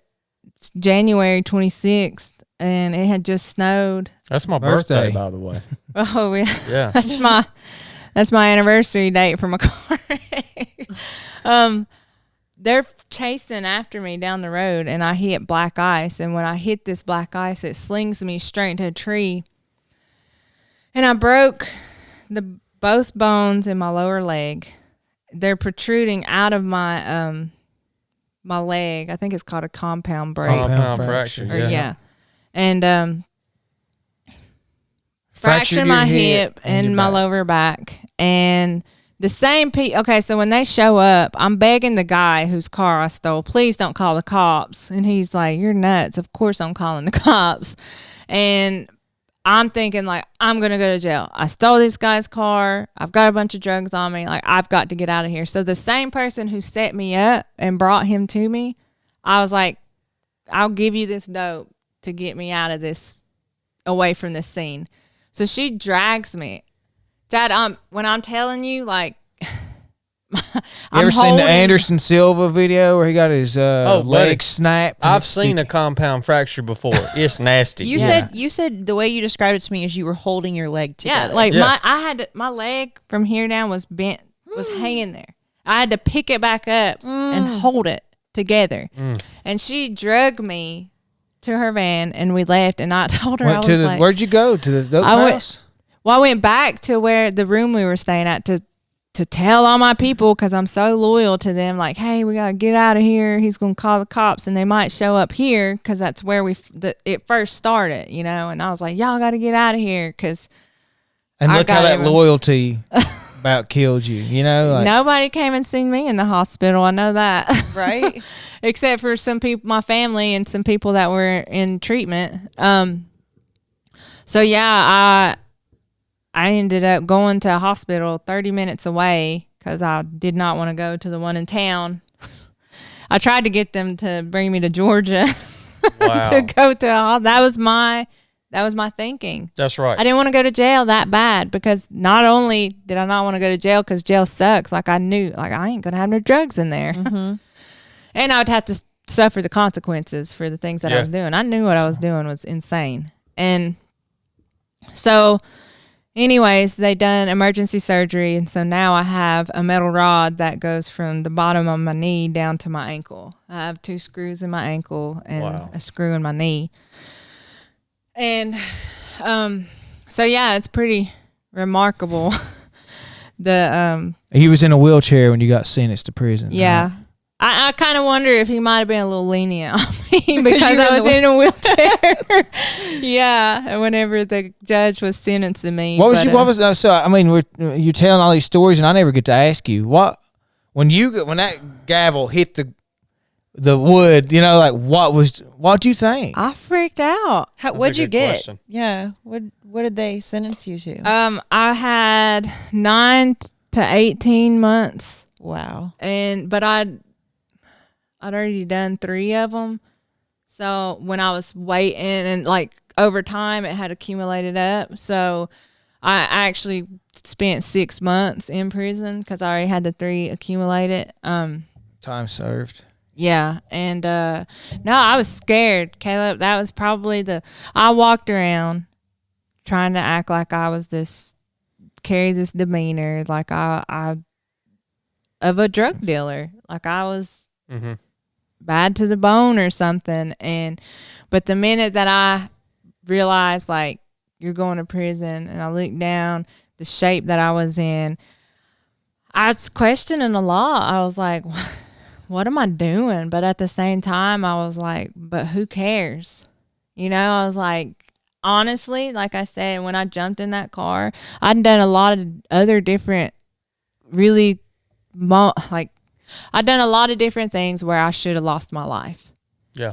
And when in the moment doing them, I was like, it didn't matter if I lived or died because I honestly thought that that's how I was going to die.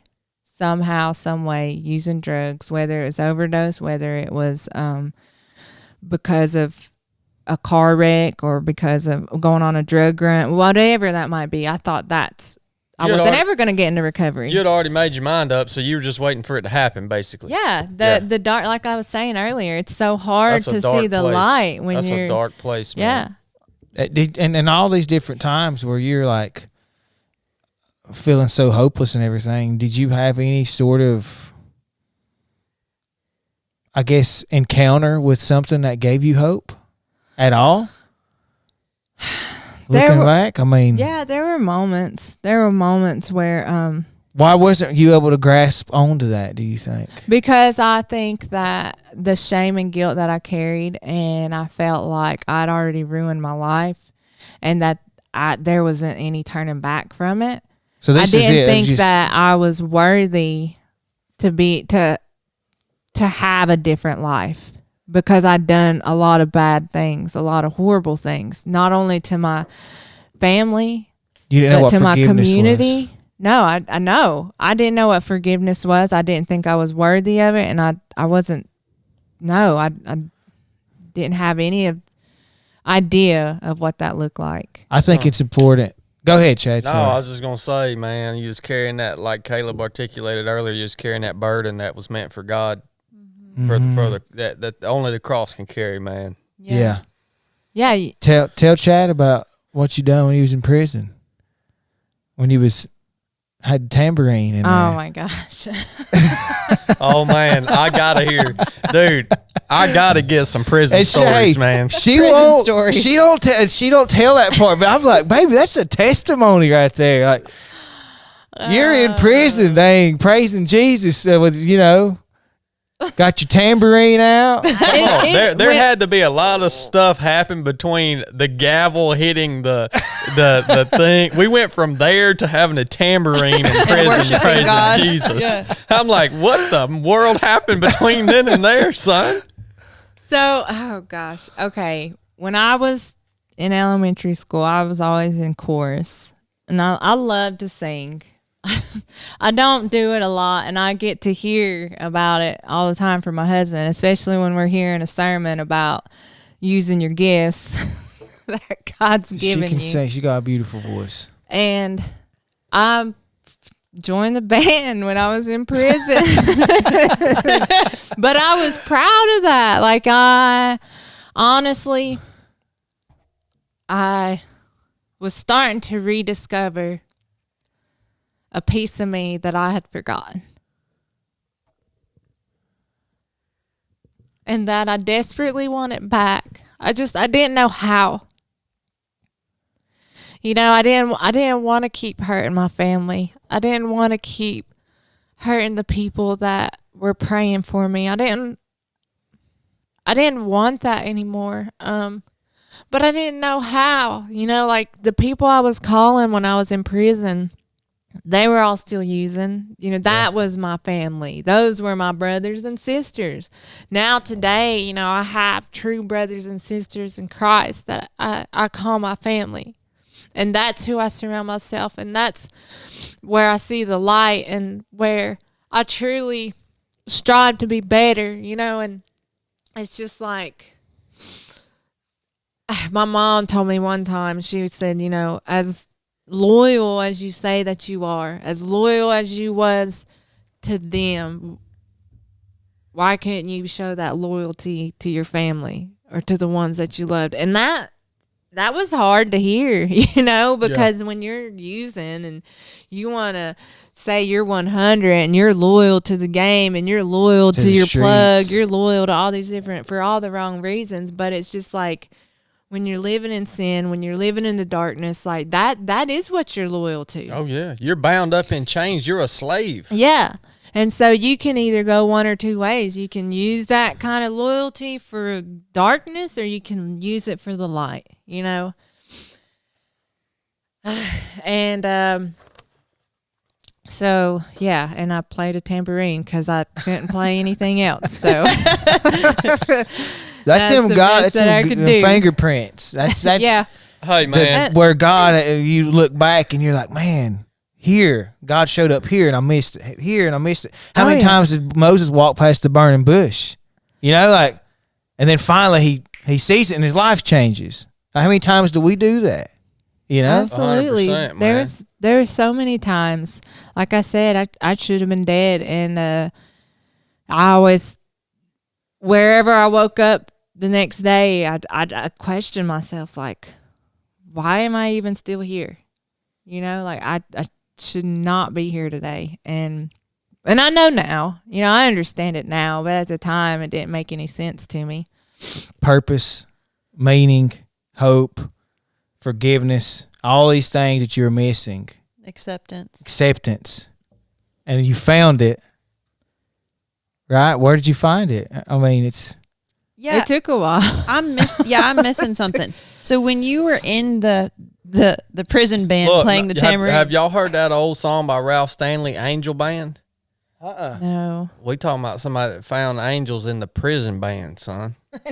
Come on, man. Oh my God. Sorry. For real. Sorry. Yeah. No, but how did you find God before, or were you just using your gifts? Like, were you just doing that? That was just, I mean,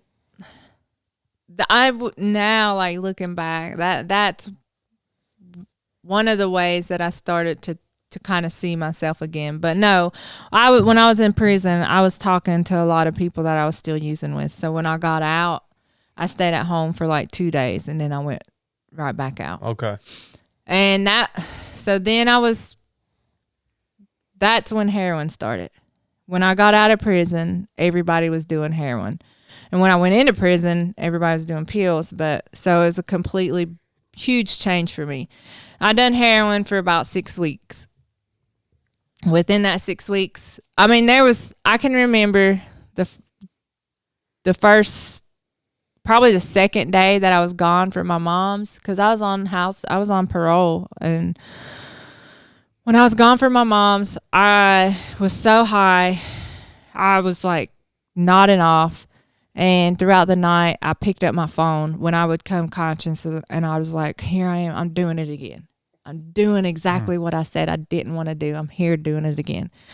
And I messaged my aunt. I messaged my cousin. I messaged a couple people, everyone but my mom. I was like, don't message my mom, but I really need you right now. Please message me back. I didn't hear from them. I mean, it was like 3, 4, 5 o'clock in the morning. And by the time they got the message back, I was already coherent, took off again to go on another run. So it's about a couple months later was the last time I went to jail. 2 days before that, I overdosed twice in one day. Oh my Gosh. I overdosed that morning, woke up in the bathtub crying. People around me were like, please don't do this anymore. And I was crying, said I wouldn't. And I kid you not, later that evening, I was crying, shooting up the heroin. Like, I was crying because I didn't want to do it. But it's just that People, people can't traps you. understand that, like, that most of the time when I was in active addiction, I didn't want to be there anymore. It wasn't fun. Like you were talking about, I hit a point earlier, you said something about, like, you couldn't really get high anymore. Like, I hit a point where I wasn't getting high anymore. I was just not, I was staying off withdrawals. That's all I was doing. Yeah. And at that point, you are miserable. Like, you're not getting high. You're not having fun. You want out, but how? You can't function normally if you're going through withdrawals, so you do whatever you can to not feel that. And then already you're going through so much shame and guilt, so you don't want to feel that either. You know, you've abandoned your family. You've abandoned everyone that you love, so you don't want to feel that either, you know. And 2 days later, I was really high in jail, and I showed up 2 minutes late, and the judge set my bond really high, like $160,000, and I was like, okay, I'm not getting out, whatever. And that was the last day that I ate the drugs that I had, and that was it. And it was different that time. A lot of times, you know, I would tell war stories, or it made me feel like it made me feel good, to tell these stories of crazy moments that happened in my life. But that was your whole identity. That was your whole identity. That was my identity. Yeah. That was it. I did not know who I was, Chad. And a really close friend of mine, we'd gotten arrested together. She went to drug court, and that's who I talked to. And she was going to meetings. She was in recovery, and she was talking to me about different things. She wasn't talking to me about drugs anymore. She was like talking to me about normal things. And I was like, I want that so bad. So, like, I kind of excluded myself from everybody else in jail. I mean, I was sociable, but to an extent, you know, if that's all you were about, I really wasn't even trying to be around you. I was tired. My soul was tired. You know, I was exhausted. And I did not find Jesus then.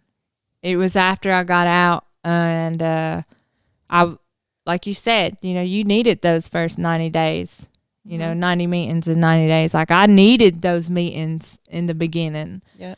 And that is honestly where I formed connection. You know, I could talk to people that I could relate to. For once in my life, I felt like my mom was truly trying to understand what I was going through, instead of just like getting mad at me for all the wrongs that I'd done. It was really her getting mad at herself, and you know what I'm saying? Like, she don't know how to deal with things, and so that's why she gets angry. I think, you know, like. Well, I think I just viewed it as, I didn't know how to process it, you know, like I just. Well, speaking on that piece right there, I think that I can relate to that, because it sounds like that your mom had a perspective shift, and I had that whole perspective shift in the journey that Brooke and I had together. I used to get mad at her too for the things that she was doing, like fighting mad, like real mad. I didn't ever hit her or nothing like that, but you know, You threw some stuff. Yeah, I mean, I was, you know, I would, but what I didn't realize is that, like, this was actually, it was a disease. It had become a disease that was consuming her, and when I had that perspective shift, I could look at her then and no longer get angry. Yeah. Probably like you know what I mom. mean? And try to understand. Like you said, your mom was trying to understand. Yeah, it was a completely different ball game. Like, she actually would she went to a few meetings with me, and I got to see a different side of her, a more understanding side, you know, and just for her to hear other people talk about it, I think it kind of opened up some different views for her as to what I was going through and what I was struggling with.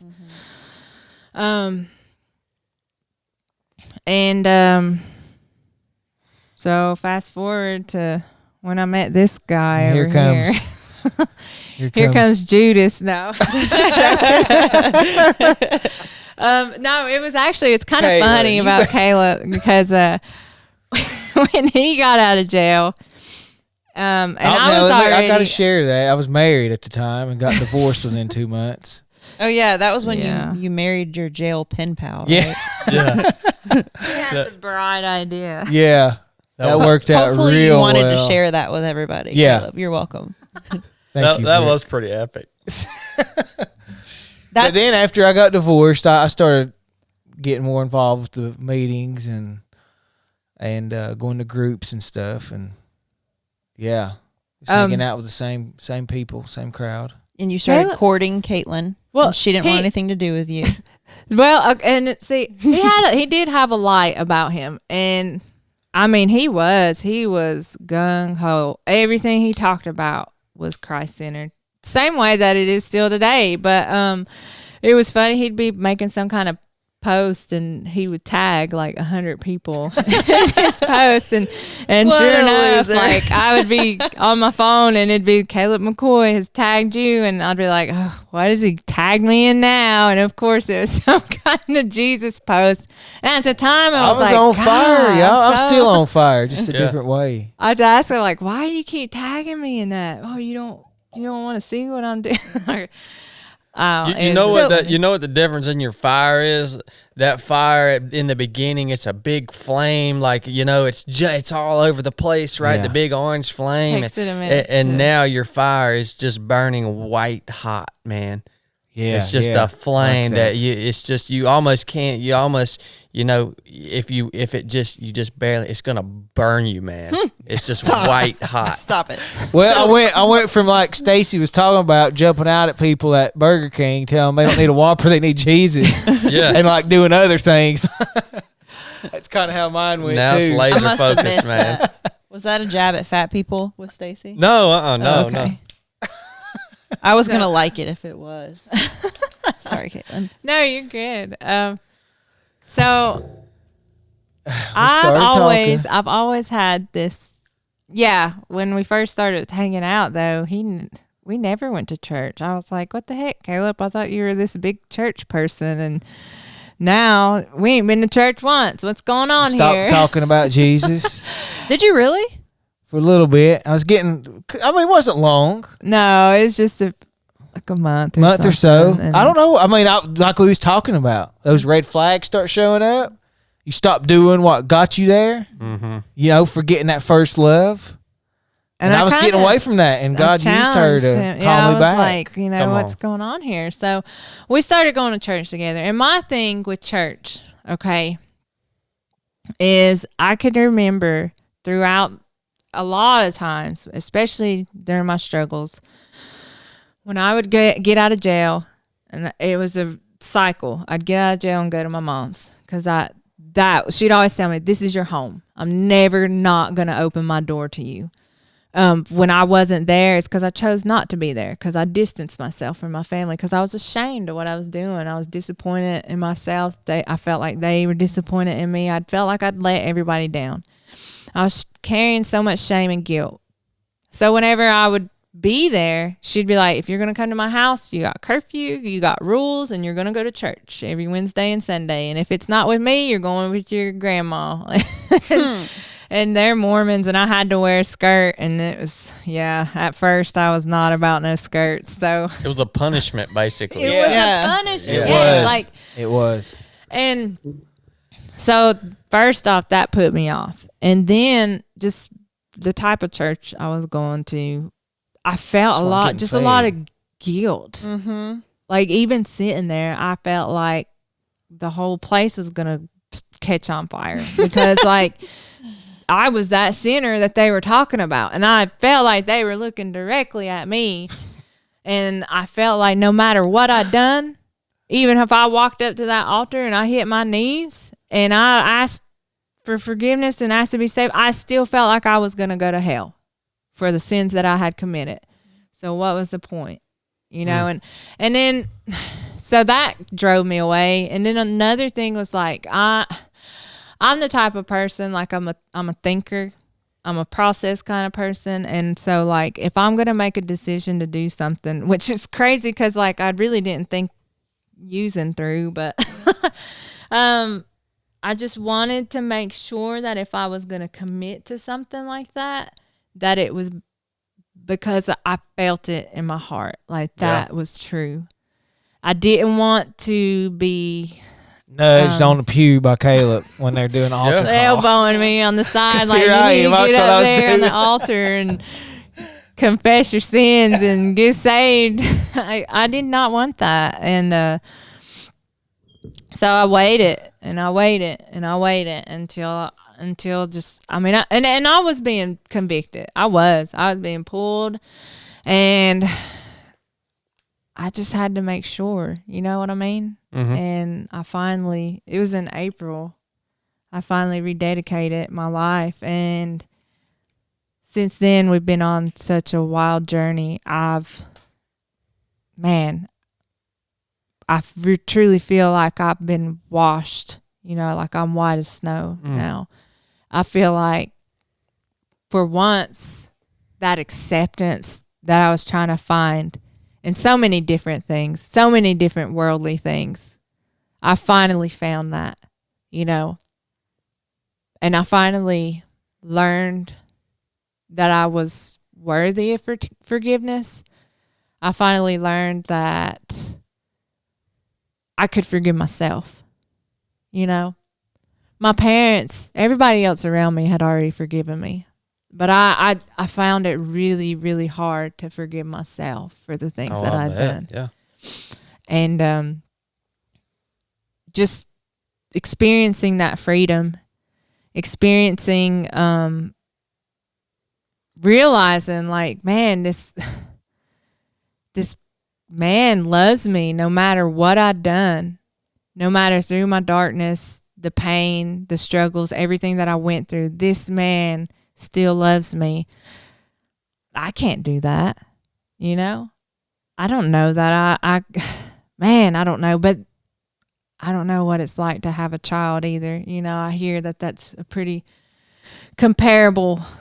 It can compare, that unconditional love. And well, I don't even know if you can't. I guess it's the closest we can get as humans, but I don't even think that we can comprehend the love of Christ because he is love. Yeah. He literally is love. If you can understand that, even if your mind can grasp that. How do you understand that? Yeah, it's really hard to grasp the fact that he is the source of it all. He is actually, he is. He says, I am that I am. That's the reason he described himself in that way, is because we can't comprehend the love that he possesses. He couldn't describe himself to us. So he simply said, I am that I am. And that's as good as I can do for you, bud. Here's the rest of this stuff. You know what I mean? And, you know, you said, Katelynn, it's like you finally felt that you had been washed clean. That to me was, man, Christ's blood is sufficient. It is sufficient for all things. It is sufficient to cover all things. The blood of Christ that was shed on the cross. That's a testament to that. And can I ask you something real quick? Yeah. How did you were talking about you were kind of fighting against it, but you were being convicted. Was it just time under tension that brought you to rededicate your life, or was there something, a shift in thinking, or did you do something, or Kallup do something that you were like, okay, I'm ready?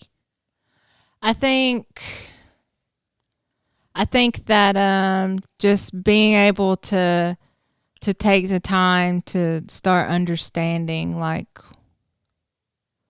where that sin was coming from and how it was affecting me, and then learning that I could be forgiven for that, and learning that just what the presence of God is, and feeling that in my heart, and for once, it wasn't because of a sermon where I was being told if you don't get saved today, you're going to hell.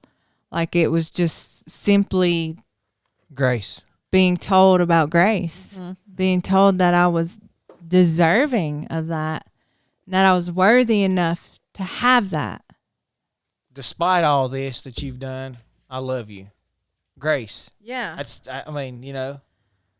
Despite everything that you're carrying, I love you. Yeah. The free gift. The free gift. Yeah. Dude, and another thing you said, Katelynn, really reminded me of something one of our other guests mentioned the other day. And you said, you finally felt like you were sufficient, that you belonged in a way. And it's like, that to me is that moment when you finally realize that, like, you finally come, I guess, to the belief, the faith, or the understanding that heaven, a place in heaven, the creator of the entire universe, and everyone in that place, they know your name. They know the name of Katelynn McCoy. If you called them up right now, they would say, yep, we know that name. She's ours. Amen. What a feel. That surpasses all peace. I mean, it's just unbelievable. I think my soul at that time was just wanting to let go, wanting to release, and where do you release that? Who do you release that to? Yeah. And it's like Kallup said, he picking up our cross, like that's what he went to the cross for. Yeah. And, to think about like being washed clean, it's just like, that's just another, like, just to let go. Cause we can hold on to things so tightly with a vice grip, especially our past, especially our shame, and especially our guilt. And just realizing that it's okay to let that go, and it's okay to let him in your heart, and it's scary. I was scared. I was like, I don't know anything about this, but I'm going to trust in it, Wow. And then just like Kallup was talking earlier, that everybody is entitled to that hope. Mm-hmm. And finally coming to understanding about where do you find that hope? Because it's freely given to each and every single one of us. That's awesome. Hey, whom the sun sets free is free indeed. That's one of my favorites.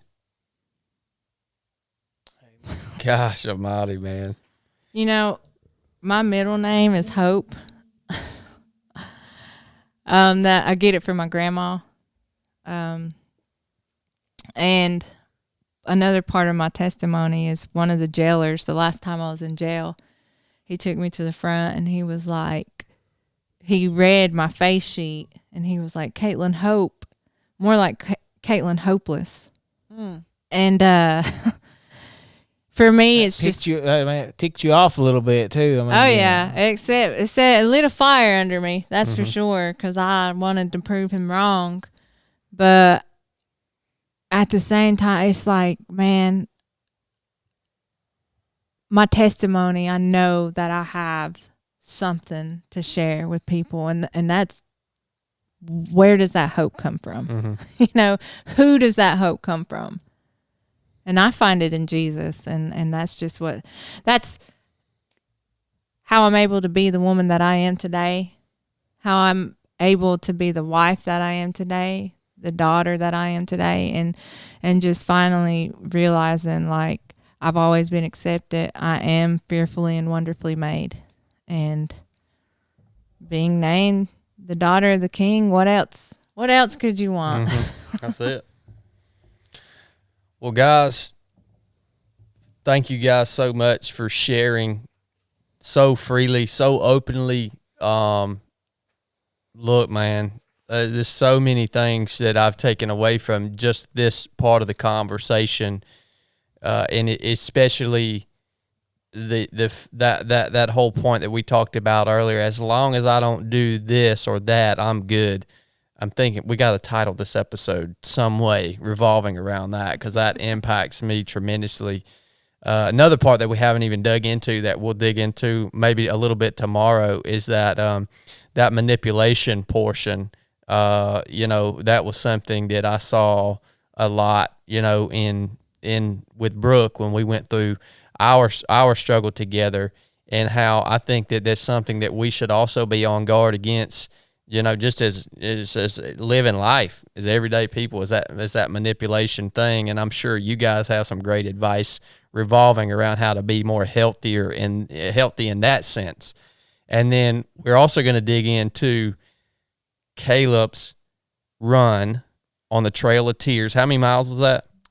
Just under 800. Yeah. So 800-mile run. We're going to dig into that. We're going to talk about ultra running, and we're going to talk about Kallup and Katelynn's nonprofit that they just are just getting stood up, called Res Hope, and the mission revolving around that. So, yeah, that's coming at you next. We will wrap it up right here. This is the 3 of 7 podcast. Enough said.